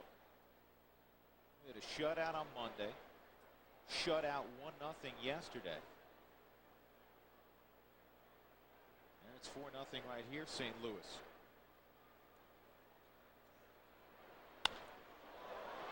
In the air to right field, fairly deep. Now the wind gets a hold of it, and Hop has to leap at the wall. I was surprised by that. I thought initially that was a fairly routine fly ball. And I did too when it left the bat. I didn't think it had any chance getting that deep in the ballpark. When you check the flags immediately and you look out over the rock pile, you see that breeze blowing a little bit. See Hop getting up and making a nice catch on the baseball. Knowing the ballpark, knowing where you are and the wind conditions, what happens there. It's a big difference for you as Aaron Miles steps in. Let me tell you, the fans voted the player of the homestand for July 24th, August 2nd, Garrett Atkins. You can log on to ColoradoRockies.com, click to the RU in-player poll to learn more about a profile of Garrett Atkins, and remember to vote for the next player of the homestand. Miles 0 for 1 and a walk. Now with the good eye, 2-0. George, the Twinkies are doing it again. Are they something else or what? They're leading in the 8th inning 7-4 over the White Sox. And if they win today, they will be in a tie for second in the AL Central behind Detroit. Strike one. You think the White Sox starting to panic a little bit? You hear all these trade rumors trying to get Soriano, moving people in, trying to get people in their bullpen. You think they're starting to panic a little bit, looking at what the Tigers are doing? I don't know. Think about it. The Tigers are 67-33. And was it 3 years ago they lost 119 games, or 2 years ago? And you know what? Ago, right? Here's a and Detroit won again. Yeah. Well, here's part of the thing too. So excuse me, they're 68-33. Everybody's pointing the finger at Jimmy Leland. They got some pretty good pitching. Wow, do they have good pitching? That Verlander and the offensive numbers that they have of what they're doing offensively too. The manager can sit back, enjoy, and wait for the spread. I mean, these guys are playing pretty good baseball. Not a knock on Jimmy. I'm just saying this is a pretty good team. 2003, so it's 3 years ago. They went 43-119. That's the year the Rockies played them in Detroit. 43-119, and here they are 3 seasons later, and they're on pace to win about 110 games.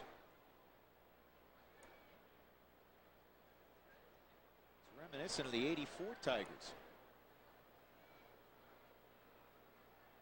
3-2 on the ground at Clint Barmas. He was positioned perfectly in the infield. And he throws at Aaron Miles, his former double play partner.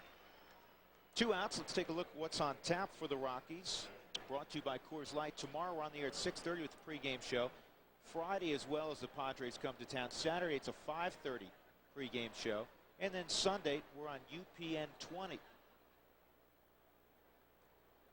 And after today's ball game, I'll head out of town and head back to Tulsa to watch. There's some scores there. Man, look at that. San Diego jumped all over Brad Penny, 6-1. I'm going to head back to Tulsa and watch Parker pitch in the Premier World Series. Jeff Houston will be in the saddle over the weekend with Drew. I'll see you guys in San Francisco. I'm actually going to take that week off. And Drew's taking that week off. I'll see you in a couple of weeks. Yeah, Jeff and Jack will be back in the other saddle. Gary Bennett with a big 2-run single in the second inning. That got the Cardinals on the board.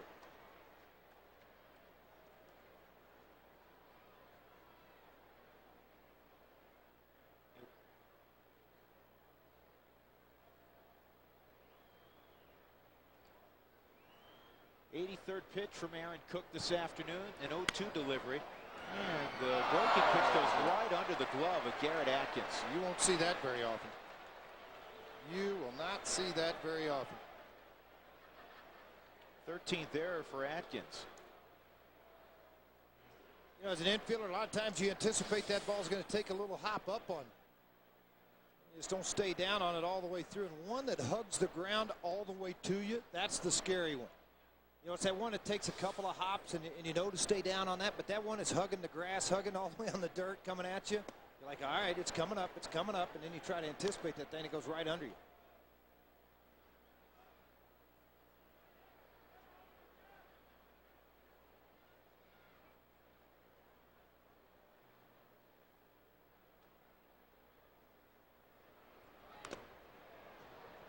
Oh, 0-2 on Jeff Suppan, who had an RBI single in the 4th inning.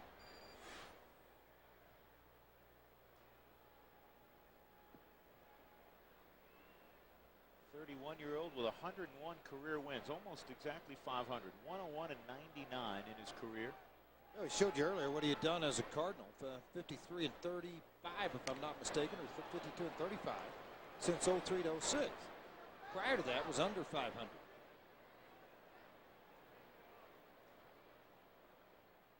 Yorvi Torrealba, where'd that catch him in the hand? Well, you look at catchers that are like over 45 that caught any time in the big leagues at all. On their throwing hand, there's not a whole lot right on the end of the fingers. But you know what? There's not a lot of them that have straight fingers. You know, I mean, their little fingers going out to the west, the ring fingers going east. And actually, what Yorvi did there, honestly, as good a catcher as he is, you don't teach that. He had his bare hand exposed. What you try to do, I mean, with a runner on, a lot of times you'll put that hand up behind the glove. But typically, you need to keep it behind that right there. See where he dropped it behind his backside? And still receive it, still block. There's some catchers that will put the hand up behind the glove and keep it there. That, to me, is not a real good way to do it. Some will, as they set up with a guy on base. If you drop that thing around behind him, Torrey got. I mean, hey, let's be honest. You got a little lazy there. There you see it tucked back behind his rear end. I mean, tough to get hit there. How many times see a foul tip and go and hit him in the hand, they'd start shaking, trying to get that thing off. It's like hitting a foul ball off your toe. I'll tell you what, it only has to happen once. It'll Yep. remind you to get your hand behind your hip. Strike 3 on the swing. Suppan's gone. Bennett left at first. 4-0 St. Louis. As we go to the bottom of the 6th inning, never ceases between pitcher and catcher. Torrealba and Cook talking about perhaps how they're going to work the next 3. Next inning, Rockies have to figure out how to get to Jeff Suppan. He has 18 straight scoreless innings. Barmas, Atkins, and Holiday here in the 6th. Rockies beginning to run out of time.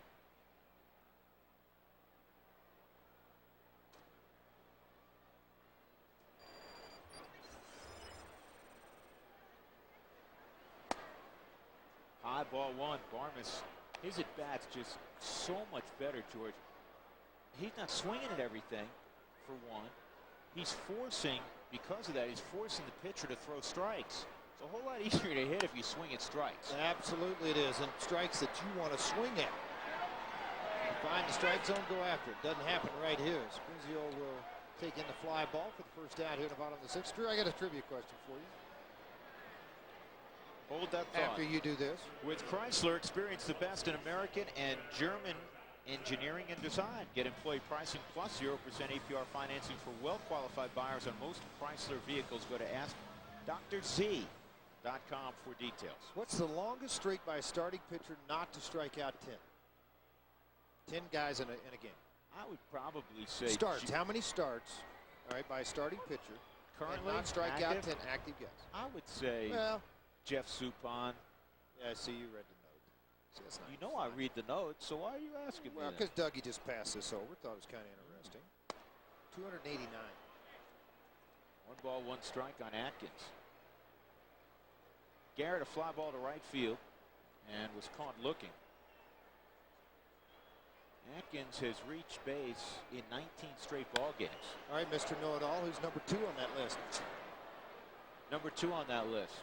Doug and I don't know, so we figured you did, so I'm asking you. Number 2 on that list, George, would be Tom Glavine of the Mets. I don't think so. Youth baseball days are on Sunday at home games throughout July. Includes a pregame parade around the warning track. Call the Rockies for more information. 303 Rockies. Ground ball base hit for Atkins. He's now reached it 20 straight ball games.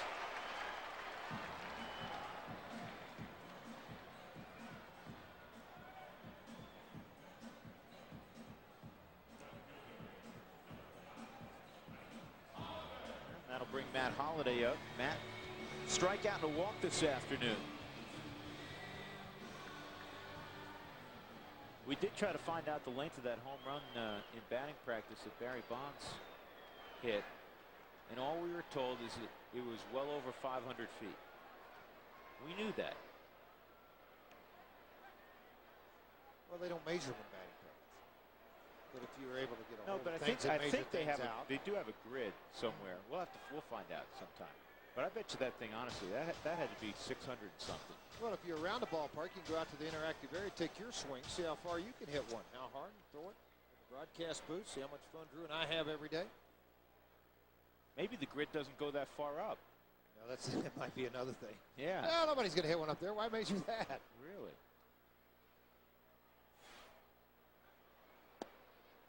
Two and 0 on Holiday. There it is, way up there. There's the purple line, and in that stairwell on the right of your screen. That's where Bonds hit one in batting practice. Right up in there.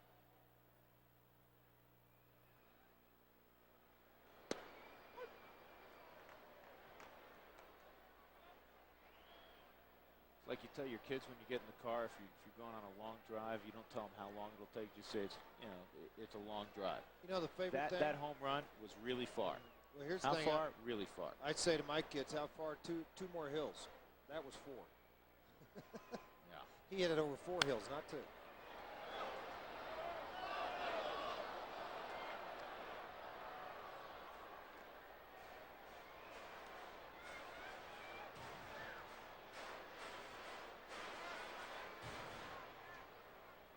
Two and 2 on Holiday. Atkins at first, visiting with Scott Spezio.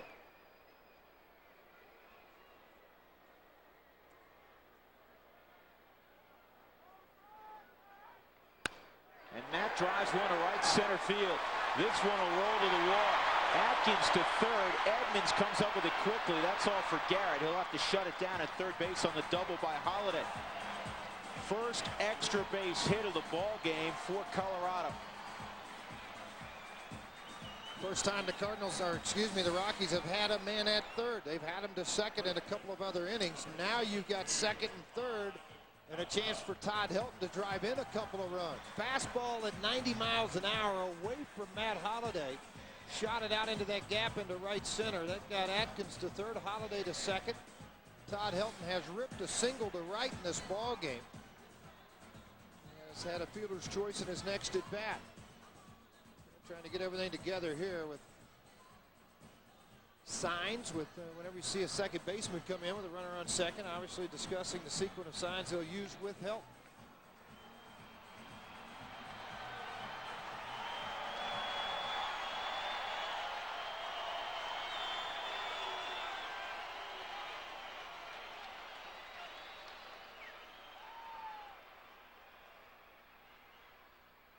Two in scoring position with one out for Helton. Todd watches it all the way into the catcher's glove. Down low, ball one. You see what he's done in this series, 2 for 10. The season average at 281. You know, despite his troubles, he's hitting .338 with runners in scoring position. That's among the 10 best averages in the National League. Atkins at third, he singled. Holiday at second, he doubled.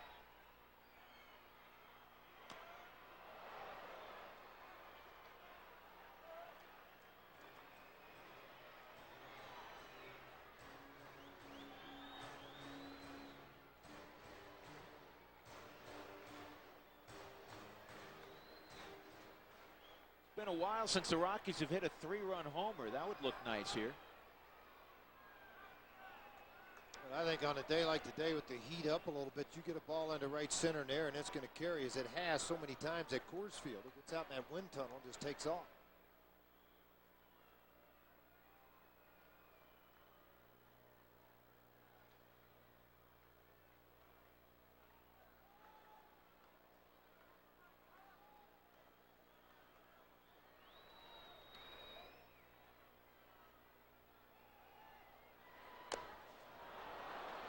Todd with a check swing.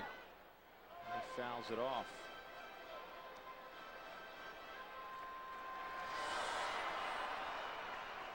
Another look at it. Here's that curveball. See, look at it, just dive right down below. Not a very good read. I mean, it just caught Helton out front. Got him on the front foot. He made that commitment to take a swing at the baseball. Once he committed, difficult to lay off of it. Sometimes when you're not going well, you don't see it as quickly. Can't identify the pitch as quickly. Got a split second to do it in. 1-2 fouled off. I see one thing about Suppan. You see the velocity start to rise a little bit. You know, when you didn't have anybody on base, wasn't a tight situation. 84, 86, 87, a little sink, a little cut. Now it's the last pitch, 90.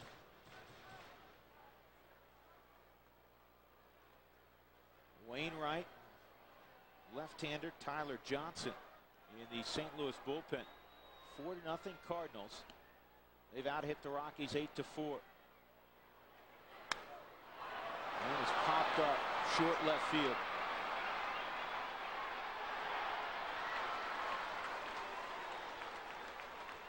You just feel like every time he comes to the plate with opportunities, at some point it's going to break out. And that line drive in the gap, a ball in the seats. I know he's frustrated more than anybody.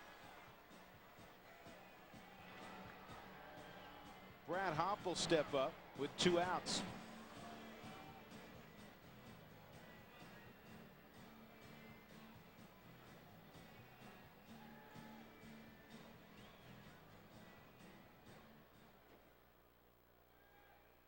Don't forget about tomorrow's ball game at the Padres come to town on Thursday, July 27th. San Diego Padres. It's Zaylor Hot Dog Night. It's the $1 Dog Night. That's right. You get a voucher when you come into the ballpark for a $1 hot dog. The first 9,000 through the gates.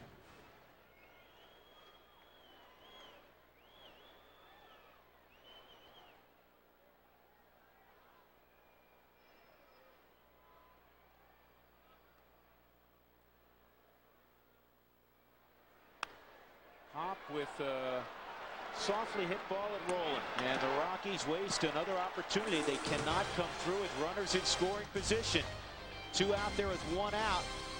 4-0. 7th inning, David Eckstein will lead things off. 4-0 St. Louis with George Frazier. I'm Drew Goodman. Wednesday afternoon special. St. Louis heading off to Wrigley Field, where ironically they'll play a night game tomorrow night. The Rockies will play at night also against the San Diego Padres. Padres in here for 4 ball games. First place Padres.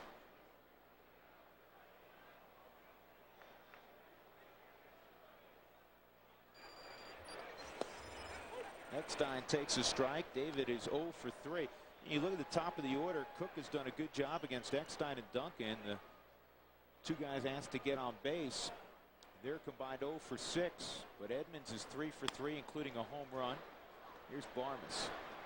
Hey, he makes that play so easy, and the throw has plenty on it, George, and it's right chest level for Todd Helton. I mean, well, he works perfect throws. He works at it in batting practice to try to get that done, and again, when you do it and have to do it as many times as he does with all the sinker ball pitchers the Rockies have, he's got to make that play because a lot of times take the bunt away. You got Garrett Atkins who was even on the grass that time for Eckstein, so he had to make a move on it.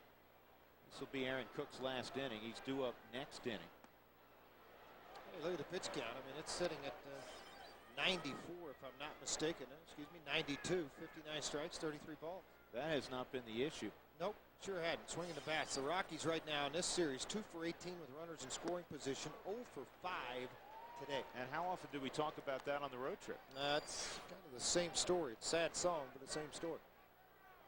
Rockies did produce some runs on Monday. They got 7 runs. All they needed was 1 the way Francis threw the baseball.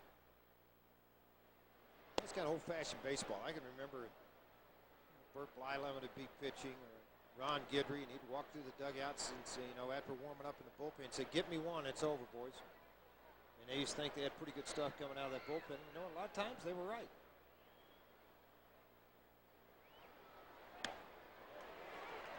Two, 1, 2 and 2. Big Chris Duncan. Fly ball left field, right field, and a ground ball to second this afternoon.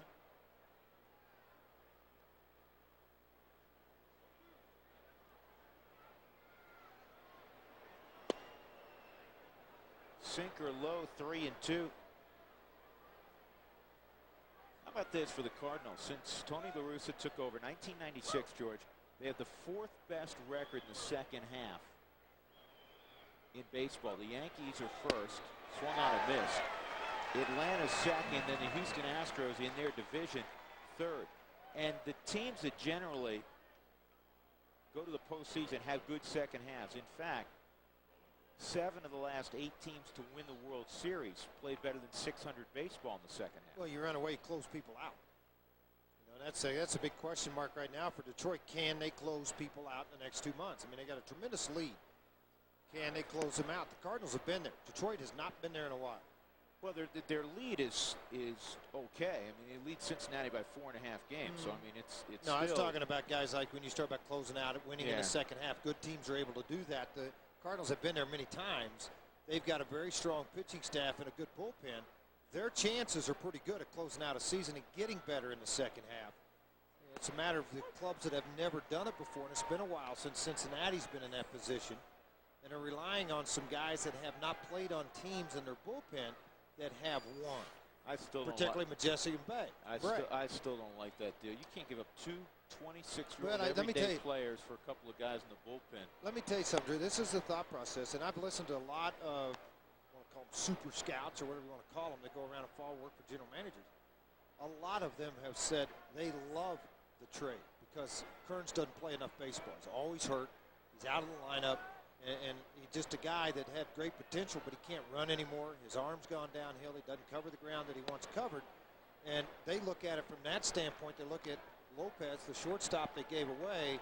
They thought his range had decreased. These are other scouts. This is not Cincinnati guys telling me that, you know, they thought by getting Royce Clayton to play there, the way he takes care of himself, they've got a kid in Double-A that may be ready in a year from now, that Clayton could come in for that year and a half and do an excellent job for him at short. And where they needed the build, and they needed to catch somebody, they needed middle relievers. And that's why they got Bray and Majeski. Well, I mean, Majeski has a good arm. Bray has a good arm. That'll be all for Aaron Cook. With it, Jim Edmonds coming up. Ray King's going to come into the ball game.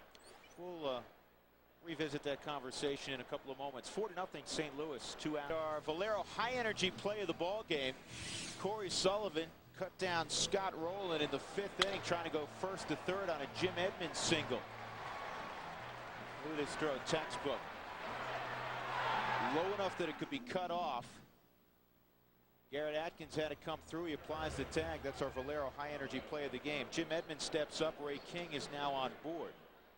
This is surprising. Encarnacion for Edmonds. Wow. I mean, Tony's playing the chess game to the max here. 4-0 lead. Take that defense out of a game. I guess, all right. Counterpoint. Well, Tony with the lead will usually find a way to get So Taguchi into the outfield, George. Yeah, well, you got to leave Duncan out now in right field, though. Guy's normally a first baseman.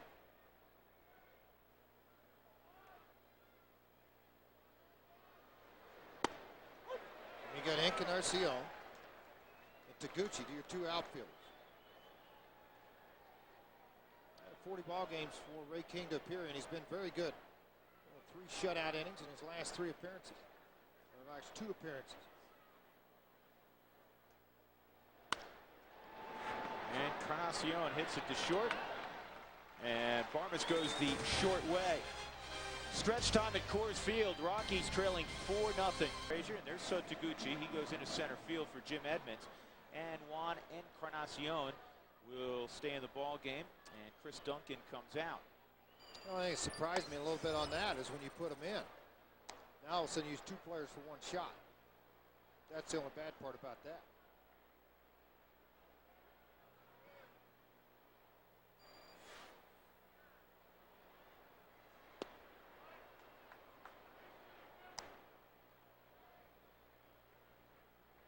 But you know what? He's won 2,700 ball games. He knows what he's doing. He does.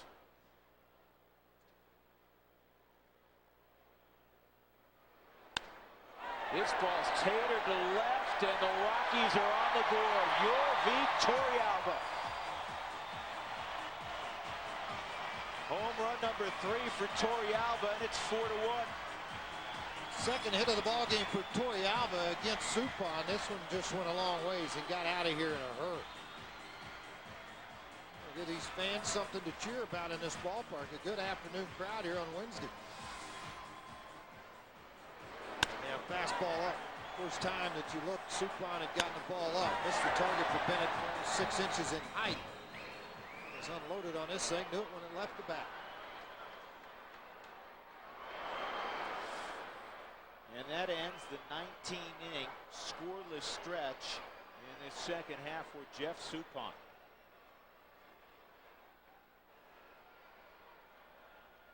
Something tells me, here comes Tony. Tony told Gary Bennett to go out there and make conversation. You have any great stories about that, George? On the silly stuff? I mean, you know what's going on. The catcher knows what's going on. It's not like he's talking strategy. Right, I mean, that's where you come out, you know he's killing a little bit of time. You look at the catcher and go, you know what? I know he's killing time, we'll kill time, so you don't need to come out here and make up some story you want to talk to me for a little while, all right? Hey, the Cardinals lead it 4-1. Cardinals up 4-1. Yorvi Torrealba with a home run to get the Rockies on the board. Nobody out here in the 7th inning. Suppan now out of the ball game. He pitched exceptionally well. And Chu Freeman has come out in the on-deck circle. Tyler Johnson, who the Rockies saw on Monday, has come aboard. Ryan Shealy has come out also in the on-deck circle to hit after Freeman. 30th appearance for Tyler Johnson on the season. A lot of walks, see that, 13. 21 strikeouts.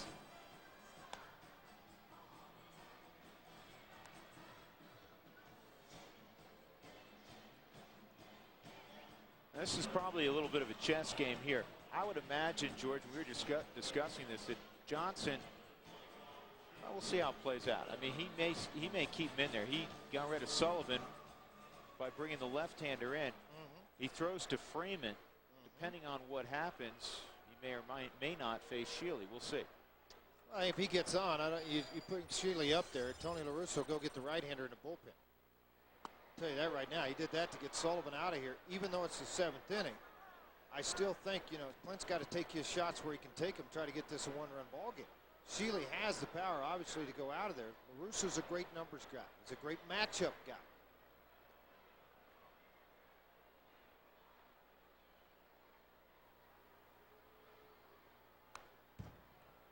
Oh, and 2.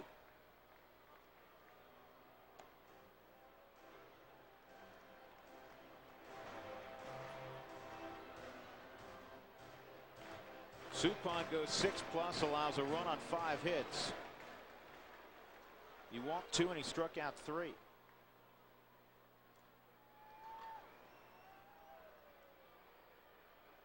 Having a sandwich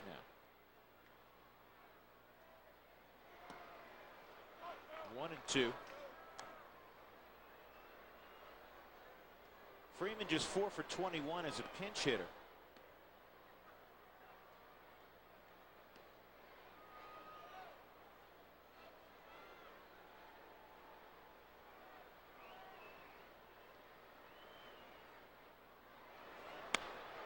And on the ground to second. Now you maintain that 4-run lead. Now you don't have to go. Freeman gets on, then you might, or 3-run lead, then you might make that switch. I don't think Tony will now with a 3-run lead. Only reason why, when Shealy leaves the yard, it's 1, and I lied. Tony La Russa's coming out. This is where a lot of people, Tony plays a lot of those numbers and does the things that he does. He's gone to the bullpen. The right-hander will come in. Now it'll be up to Clint Hurdle. Do you go to Smith or P8? Or do you let Shealy go right-handed? You know what? Listen, Shealy in his career, most right-handed batters, who do they face 75–80% of the time? They face right-handed pitchers. You know what happens when it gets to the big leagues, though? Well, a lot of things are done. They don't get that chance. Time now for our Sonic. Good replay of the ball game. Just happened 2 batters ago. Yorvi Torrealba against Jeff Suppan, a solo home run. That's a 19-inning scoreless stretch for Suppan against the Rockies on the board. 4-1 St. Louis leading. Ryan Shealy with 1 out and nobody on in the 7th will pinch hit for Aaron Cook. So Cook goes 7 innings. Excuse me, 6 2/3. He's pinch hitting actually for King. Goes 6 2/3, gives up 4 runs on 8 hits. King, a third of an inning, was able to get out of that. 205, you see that opposition's average. That leads all the National League rookies. Pretty good arm with Wainwright, a guy they'd like to see in the rotation. They think he's pretty close to being ready. He's in the big leagues as a middle reliever. George, you talked Set about up, man. He doesn't get an opportunity to stretch out. He'll have to do that stretching out in spring training to get his arm back to where he can go that 5, 6, 7 innings. Sound delivery for a big guy. You talked about Carpenter being the only member of the starting rotation under contract for next year. I think part of the plan will be to put Wainwright in the mix for next season. Well, the 2 guys they thought that would be ready, Reyes, and he's kind of iffy right now. It's early to say that. I mean, pitched pretty good early and then has had some rough outings. But Reyes and Wainwright would be 2 guys they'd slot in there. Don't forget, they picked up Weaver from the Angels. They're hoping he could get it going maybe and be productive in their rotation.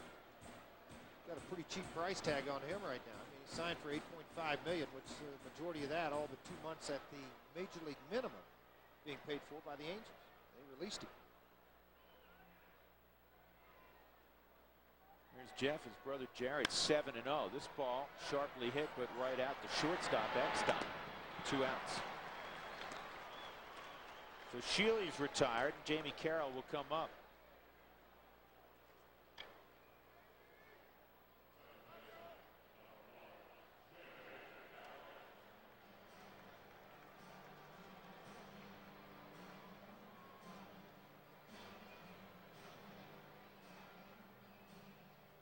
Jeff Weaver beat the Dodgers on Saturday 6-1. He's pitching tomorrow, opening up that 4-game set at Wrigley Field for St. Louis.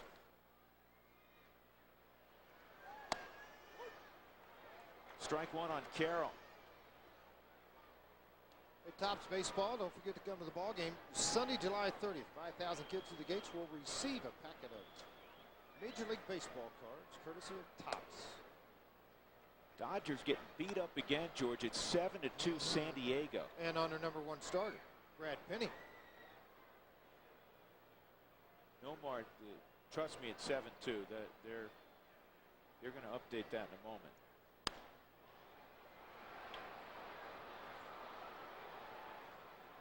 One and 2 on Jamie Carroll. Nomar Garcia-Parra is going to be out about 4, 5, 6 days. Kills him.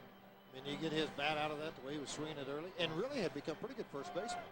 Very good nice first job over baseman, there. yeah. What a tough spot to come to. Peavy's still out there for San Diego. This one you mentioned, 4-10 record. He gets hot. Don't need that happening in the National League West. And a slow roller at Eckstein. So Wainwright picks up the Final 2 outs of the inning. We'll go to the 8th.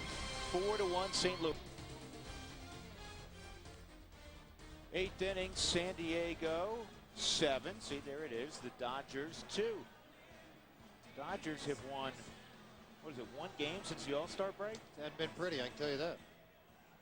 Ramon Ramirez will be on the mound now for the Colorado Rockies. Hard sinker, good slider. I think he started to use the slider a little bit more, and that diving, hard sinking fastball. Been an outstanding season for the youngster. 38 ball games he's appeared in so far, 3-2 record. The opposition just hitting 205 and 41 punch outs. He's getting the ball down again. Scott Spezio You know what? from the left side now.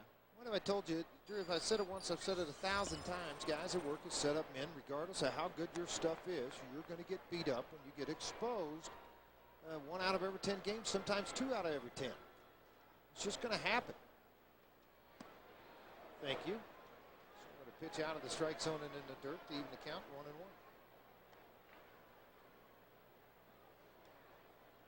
Spezio, a 252 hitter lefty, 354 righty. In the air towards center field. Chu Freeman's out there now. And actually Brad Hopp's going to move over and make the catch in right center.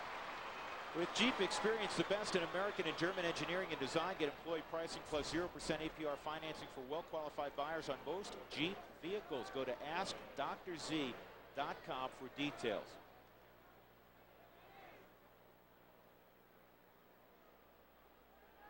Josh Fogg's on the hill tomorrow for the Rockies. He's 46-47 in his career, 7-5 overall this year for the Rockies with a 425 earned run average. Doesn't tell the whole story, though. I mean, he's been outstanding of late.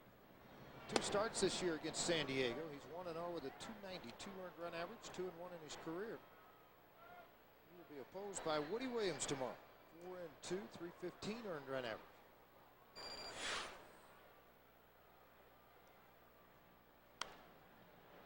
Rodriguez fouls it off, a ball and a strike. St. Louis always has one of these guys off their bench. A guy that playing the outfield and seems to get big hits for him. John Mabry. That's the first guy I was thinking of. Mark Sweeney used to be with the Rockies. He was there with the Cardinals for a while and did a good job coming off the bench.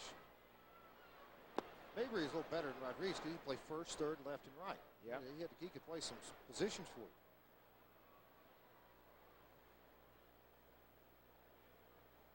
Final one, now they kicked him on. I started to say, these cloud cover starts to move in. The lights hadn't been turned on. Now they're just starting to come on here at Coors Field. It starts to get pretty dark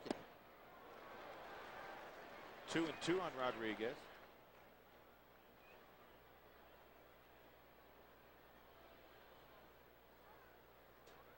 Rockies with 6 outs to work with offensively, trailing by 3 runs.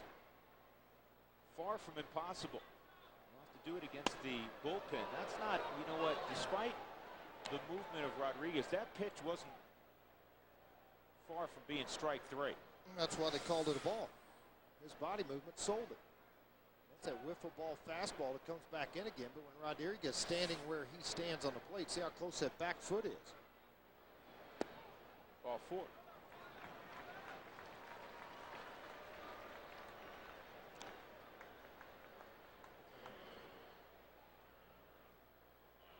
Cloud cover. Last night's ball game played for a few innings, a pretty steady rain. Yeah, it's just now starting to drizzle here at Coors Field, too.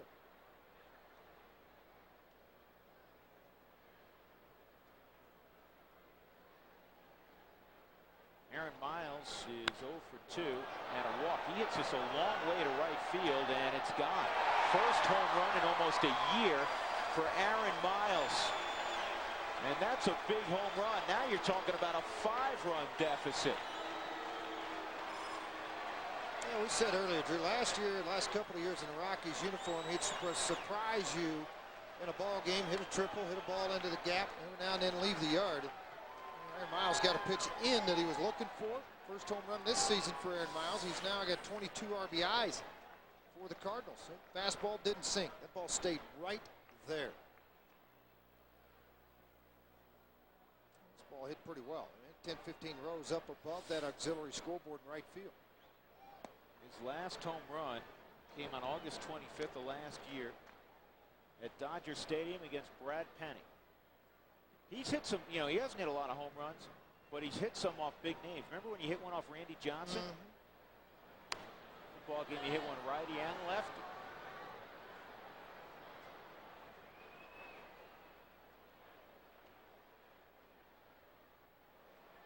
A couple of former Rockies have hurt the current Rockies. Bennett with 2 RBIs today. Miles with 2 RBIs. In the bottom of their order, George, out of the 7 and 8 hole. That's what you got to have, production down at the bottom. Not always rely on the middle and the top half to do all the damage. That was Aaron's 9th career home run.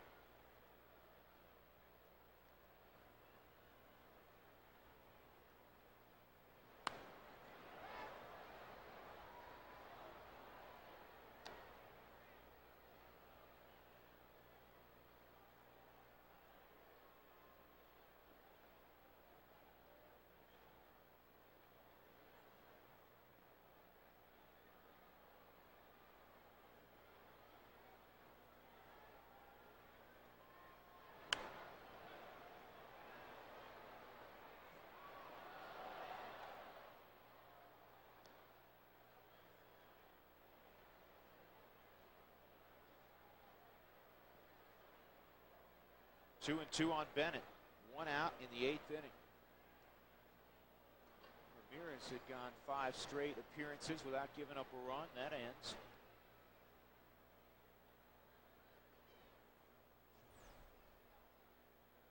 Trade deadline 5 days away.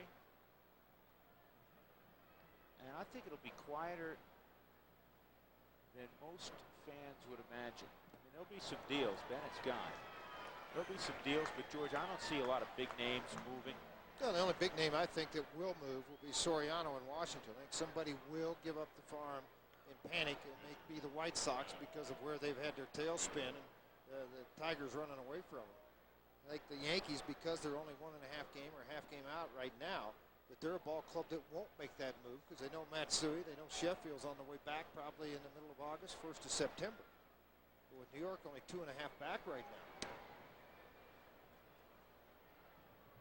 That's part of it. You know, I just think some of the clubs that normally would be players in this situation are not going to be players. Well, the reason I said it as well is everybody wants pitching. That will never change. There'll never be a year that you arrive around the trade deadline and the teams in contention say, oh, we're all fine pitching-wise. Everybody wants pitching. But guess what? Everybody wants pitching in spring training. There's not enough quality pitching to go around. That's why we don't see a lot of guys moving, because so many teams still have a realistic chance of playing in October. One team that doesn't, free agent pitcher afterwards, the Cubs. How about this? 2 for 4 in his career. The other hit a home run for Wainwright. He's swing the bat a little bit.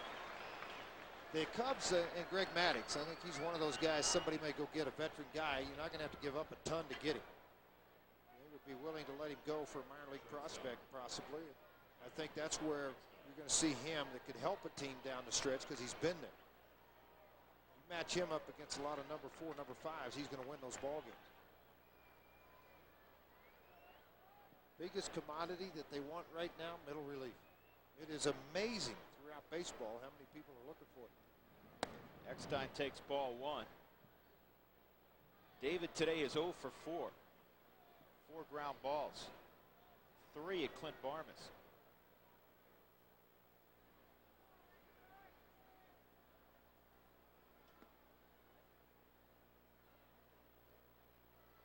That's what you typically, he was such a strong strike thrower when he first came up here, Ramirez, and he has been typically for the majority of his outings. Today, not one of those.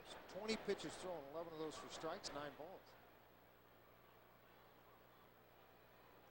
Sam, you pretty happy to be inside the last couple of days with the rain falling? No answer, huh? Well, we can put you outside if you want. For those of you that don't know, which is probably most of you, George is talking to Sam Herniason, who runs the high home camp. Yep. Here's the 2-0 to Eckstein, up high 3-0. It's kind of like Did you Drew. see that conversation, by the way? That was a one-way. That was not a, you know, what are Sammy. you thinking? Sam, There's step Sammy. out behind. Give me a wave. He won't Come do on. it. He won't do it. He He's doesn't. camera shot. Right here. That's all Sam cares.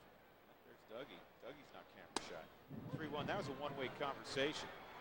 Ramirez did all the listening when Torrealba went to the mound. And Yorvik was right in his face. Well, and that's what you need from a veteran catcher with a young guy to go out there and get his attention.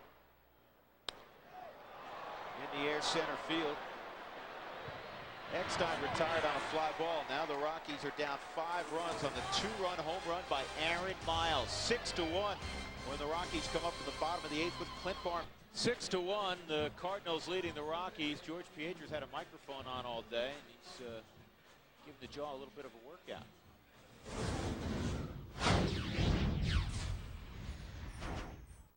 Play with power. Gotta have power in your lineup. Come on, amigos. Get some runs. Let's go. Come on, we can do this. Usually, if a pitcher hits it over your head, you got to give him credit. You know, like, all right, you did good enough to get over my head. Congratulations. Come on, bats. Wake up.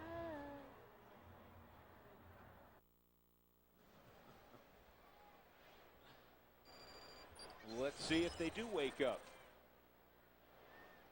Here's Barmes against Wainwright. Takes a strike. Clint has a 13-game hitting streak on the line. Line drive to center field. Line drive to third base, and he fouled out to first. And this will pop up to short right. A lot of wind up there. And Encarnacion takes it from Miles. You watch Wainwright's delivery.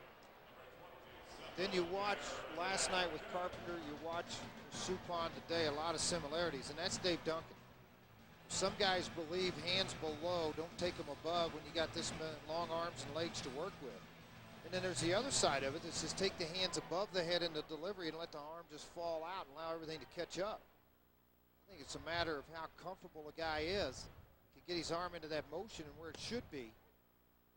He's really staying on line, on target with where he's trying to throw the baseball. It's a nice sound delivery for a big guy. Well, he's a former #1 pick, 29th overall in the 2000 draft by the Atlanta Braves. They don't miss too much with pitchers. Atkins, a base hit his last time up. He was acquired by the Cardinals along with Ray King and Jason Marquis in exchange for outfielder J.D. Drew and Eli Marrero back in 2003 in the offseason. By the way, how's Eli doing with the Mets? Nothing special. Ray King obviously now at the Colorado Rockies, but now you have a future member of your rotation who's been a strong member of your bullpen, along with Marquis, who's been a very strong member of your rotation for a few years. So it was a good trade by Walt Jocketty. Eli Marrero has bounced around, and J.D. Drew spent one very productive year in Atlanta and then moved to L.A. Hurt part of the year in Atlanta, too, though. He's always been hurt. Yeah, It's guy just very part rarely gets, of his deal. A good pitch by Wainwright, and Atkins is gone for the Rockies with 2 outs rather quickly here in the 8th inning.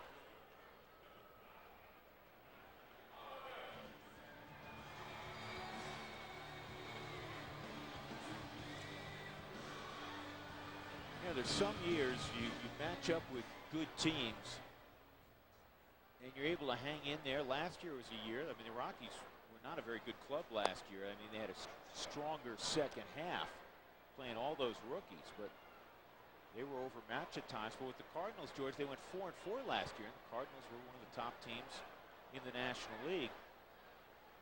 This year, as this ball's lined to roll, and Rockies are done in the 8th, the Rockies are really taking it on the chin against the St. Louis Cardinals.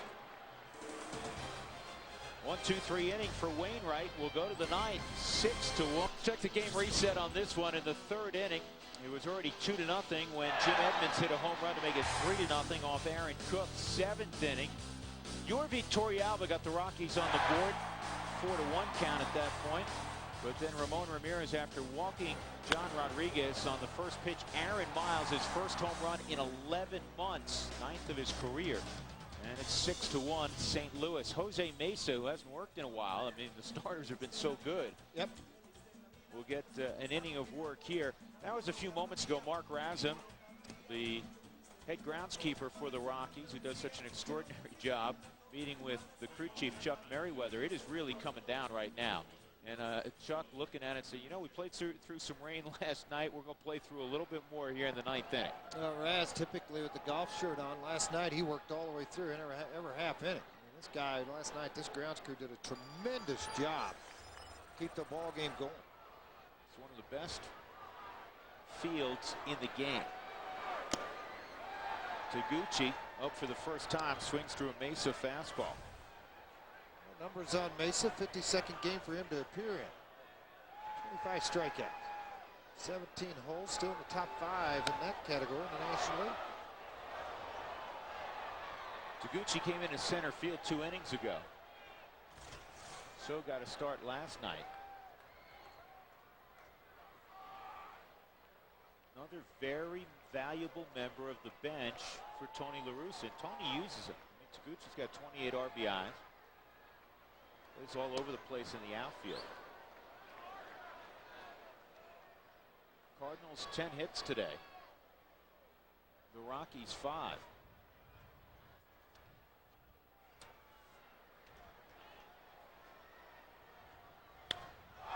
Breaking pitch is swatted to deep left field. And foul. Wind's really picked up.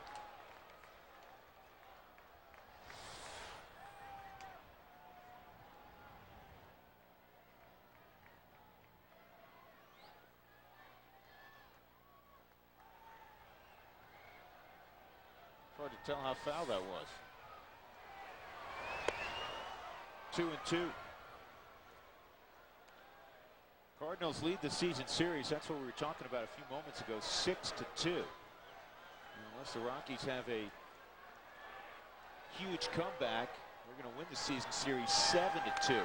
Well, the danger you run into right now with this field, Drew, is when it rains this hard, if you don't cover it or you don't take care of it rather quickly, you can lose it.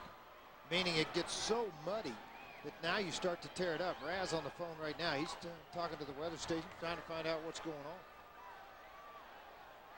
I mean, it is starting to come down, puddle up a little bit by Todd Helton. Start to see that glaze back up the middle.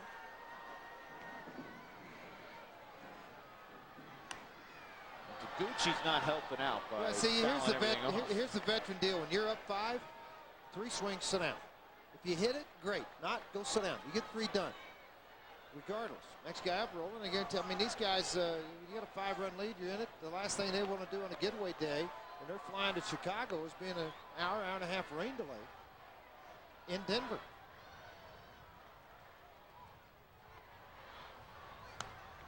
Drew.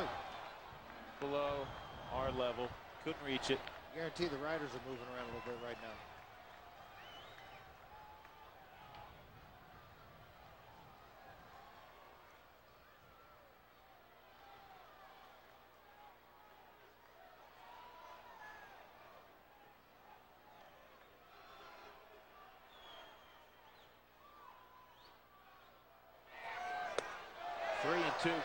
Rockies, George, are a team struggling to put all the elements of good baseball together on the same day.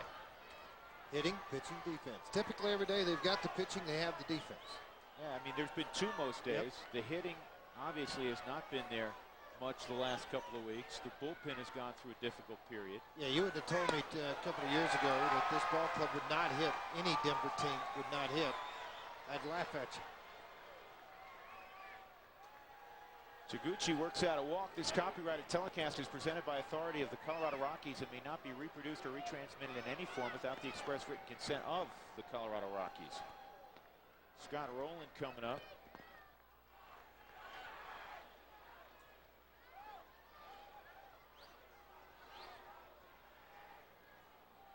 And they want the mound worked on. That's what they want. Brian and Norris saying, get a bag out here. Let's spread it around. It's getting too muddy on the mound. Start to slip in that footing. Just grab the rakes and come out there, guys. You can't do it with your hands. You got to have rakes. They're going to have to go to the other side to get the rakes. So this is where a pitcher with so much force falling forward to where you actually can get hurt pretty easy because a slip and you work under, strain on the elbow, the shoulder. It's so important to keep this area right here where it should be. And that is dry. And then when you put that quick dry on there, it continues to run. At least give some kind of a footing on the mound.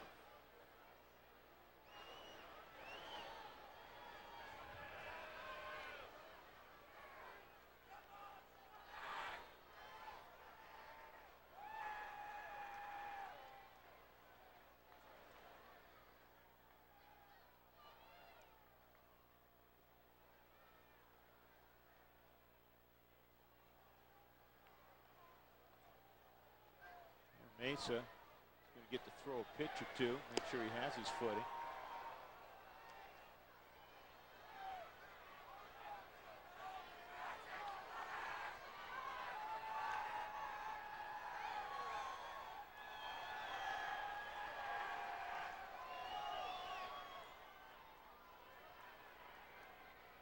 So Scott Rowland will step back in. Taguchi at first base. Actually can see blue sky above the stadium, a sliver of it at least.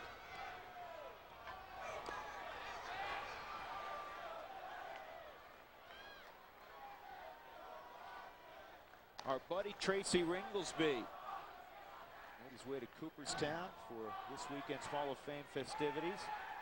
Of course, Tracy named the Spink Award winner this year, the J.G. Taylor Spink Award, presented annually for contributions to baseball writing.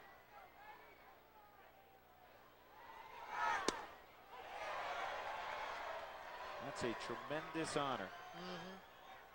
It really is. I know Tracy took the week off after Monday, go up and just really take in everything at Cooperstown. He's been there many, many times, but to go up and be the guy on the stage. I said, have you written a speech yet? Not yet.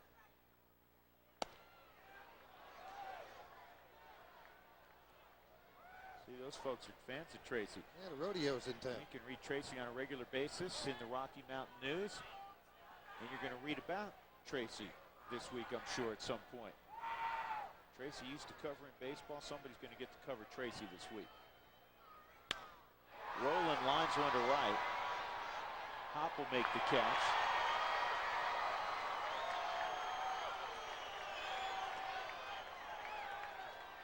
And that'll bring up Encarnacion. Encarnacion pinch hit in the 7th inning and grounded it short. He pinch hit for Edmonds.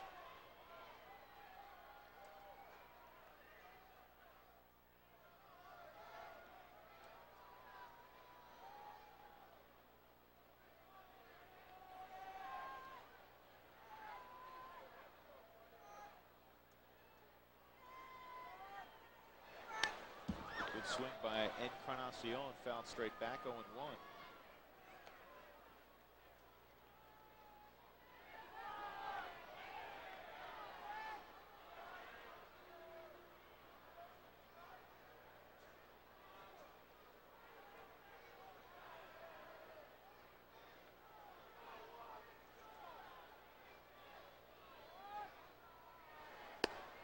Outside 1-1.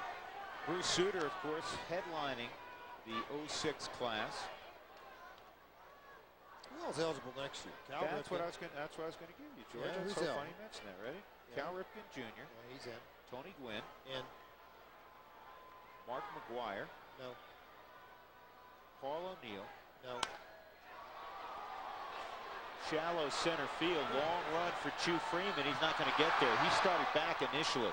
Yeah, footing right now is horrible in the outfield, horrible in the infield. You got puddles. And the big swing, too. I think probably obviously set him off a little bit when Encarnacion swung at the ball.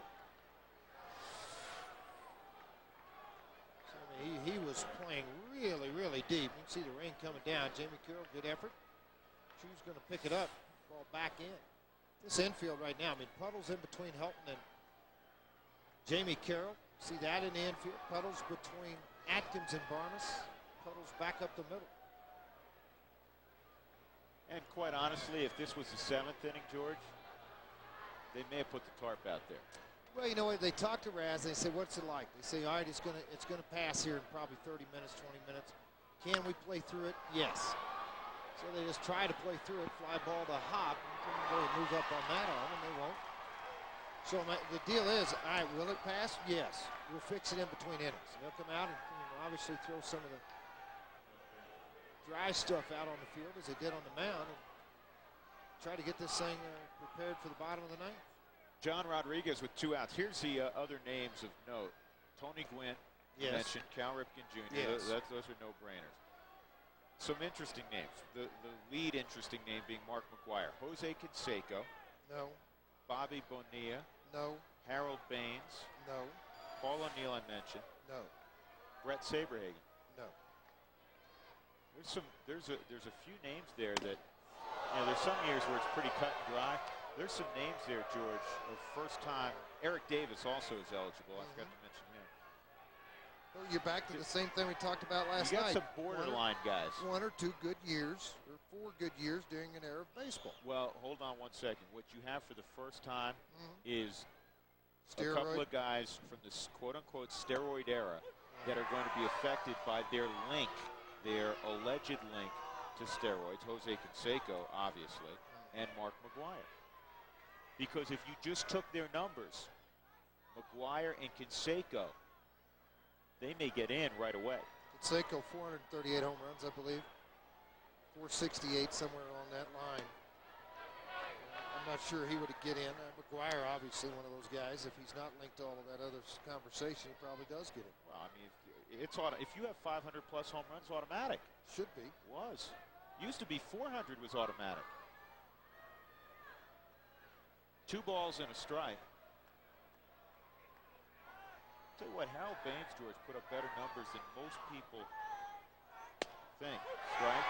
Harold Baines at 289 in his career. Almost 3,000 hits, 2,866 hits, 384 home runs. He drove in 1,600 in 28. Doug, yeah, I'm drawing blanks here today. Maybe it's the rain and humidity. What other DHs in the Hall of Fame? Paul Molitor played a lot, too. He got a lot of hits, about 300 or 400 hits at the end of his career as a DH, but he was also a pretty good second base, shortstop, third baseman for Milwaukee for a number of years, and Toronto, too. Because when he was in Toronto, remember, Winfield was there DHing a lot, too. So he was still playing then. When did Baines start DHing? Went within about 2 years. I mean, he spent most of his career as a DH.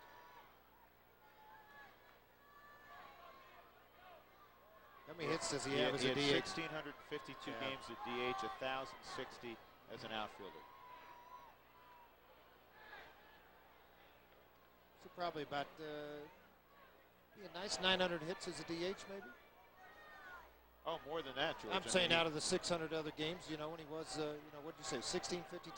You're right. He had more as a DH, probably 60% of the time as a DH. Yep. By the way, it's not raining anymore here, too. It stopped.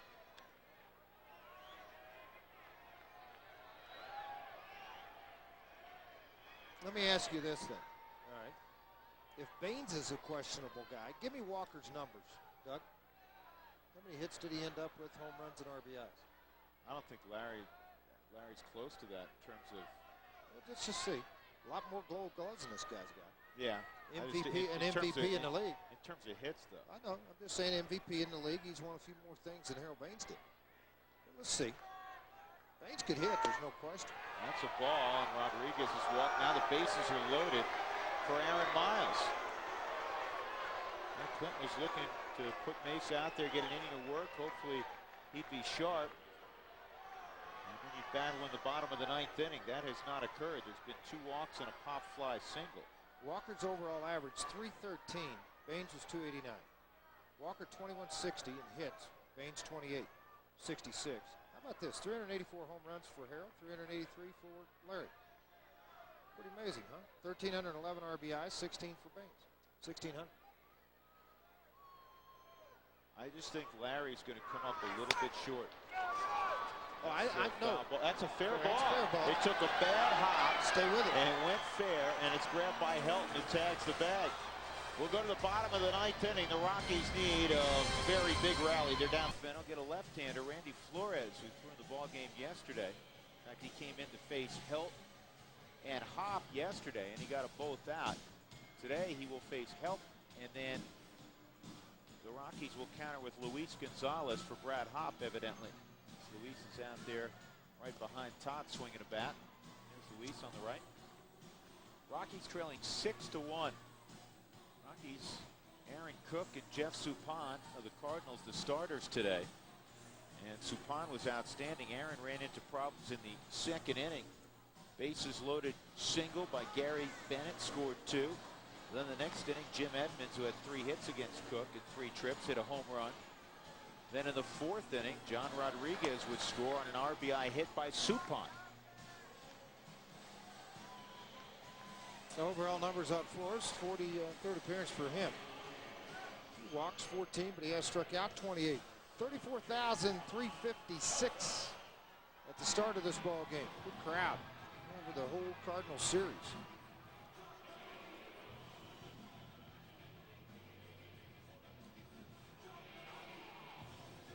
Todd Helton today is 1 for 3 in the ball game. He singled in the second, reached on a fielder's choice in the 4th, and then popped out to left with runners at second and third, shallow left.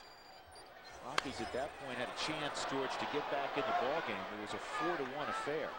Actually, it was 4-0 at that point before Torrealba had hit one out. Atkins singled with one out. Holiday doubled, but Todd popped out and Brad Hopp grounded out.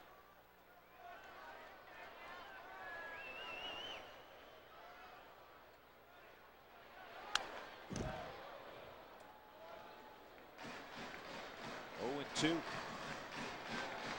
Padres in tomorrow to begin a 4-game set. Today, game number 100 of the season. 62 left. Still a ton of baseball.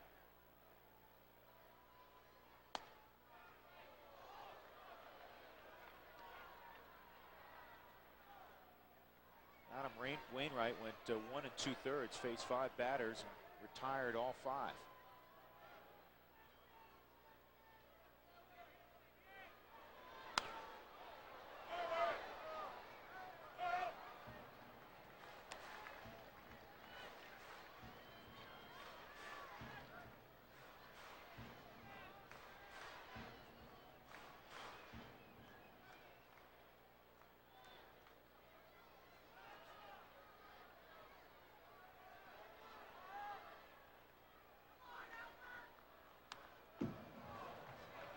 Helton stays alive with that swing.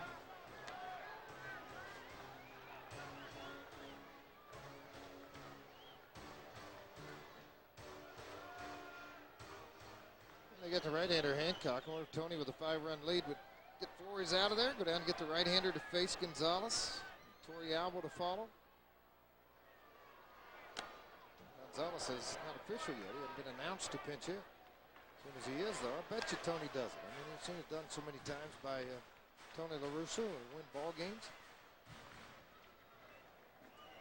Some people call it over-managing. All he calls it is winning.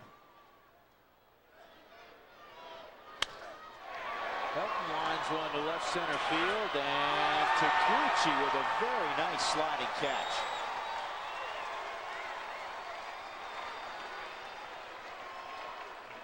Things aren't going the way you want them to go. Then you got a guy like Taguchi or Edmonds, 2 great center fielders. This time it's Taguchi just go over and then a slide catch on the baseball. And this is a slider away from Helton, just taking it to the opposite side of things. And man, oh man, nice catch by Taguchi. And Tony will match up. Luis Gonzalez has been announced, so Tony will go down and get Hancock. We'll step aside. 1 out in the 9th inning. Cardinals up 5 runs. Josh Hancock will come on with the Rockies batting Luis Gonzalez here for Brad Hopp. One thing about it, you're a reliever down at Tony's bullpen. You're going to pitch. You're going to be in a lot of situations maybe you're not used to, but you're going to pitch, and you're going to have the chance to get in it. Been a very successful formula for he and Dave Duncan over a number of years. 39th appearance, 3-2 record. 37 strikeouts. That opposition number huge. Look at that, 204. Man, we talk about doing a good job.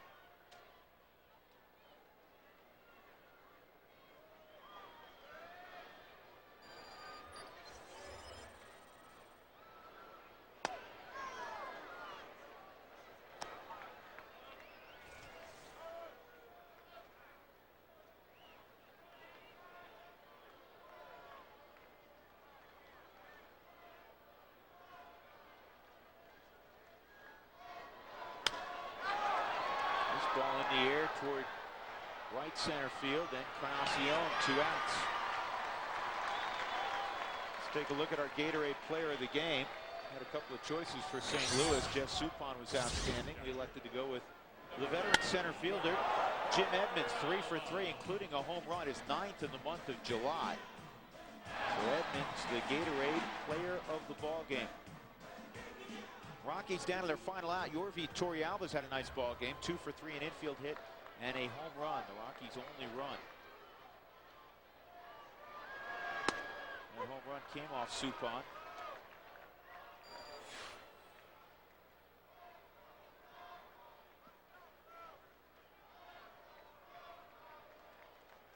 George, if this doesn't change, the Rockies will lose by more than 3 runs for just the 3rd time in almost 2 months. And despite the woes, the reason you have to feel somewhat optimistic is that they're playing tight games. The bats have just gone quiet. And once the bats come back, assuming the pitching, starting pitching, remains the same or even close to it, you ought to win more than you lose.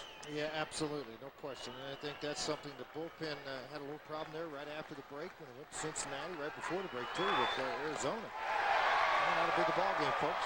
That's it. 1, 2, 3 in the 9th inning as Hancock gets the final couple of outs. And St. Louis takes 2 of 3 here in Colorado. They take the season series 7-2 in 2006. The winning pitcher is Jeff Suppan. He's been outstanding since the All-Star break. He's now 8-5, and Aaron Cook falls to 6-9. And the Rockies have now lost 11 of the last 12 when Aaron Cook starts the ball game. It doesn't make sense. Cook has thrown a lot of good ball games in there. 6-1 the final. We'll come back. More from Coors Field in a moment. From the ballpark this afternoon, the Cardinals win at 6-1, and the San Diego Padres will come in over the next 4. And we've said it for a while, George, at some point the Rockies have to bring all the elements of good baseball to the park on the same day, and lately they haven't been able to bring their bats. In the history of the game, everybody says if you pitch it and you catch it, you're going to win baseball games. They're pitching it, they're catching it, they're not winning ball games. They just haven't swung the bat well yet.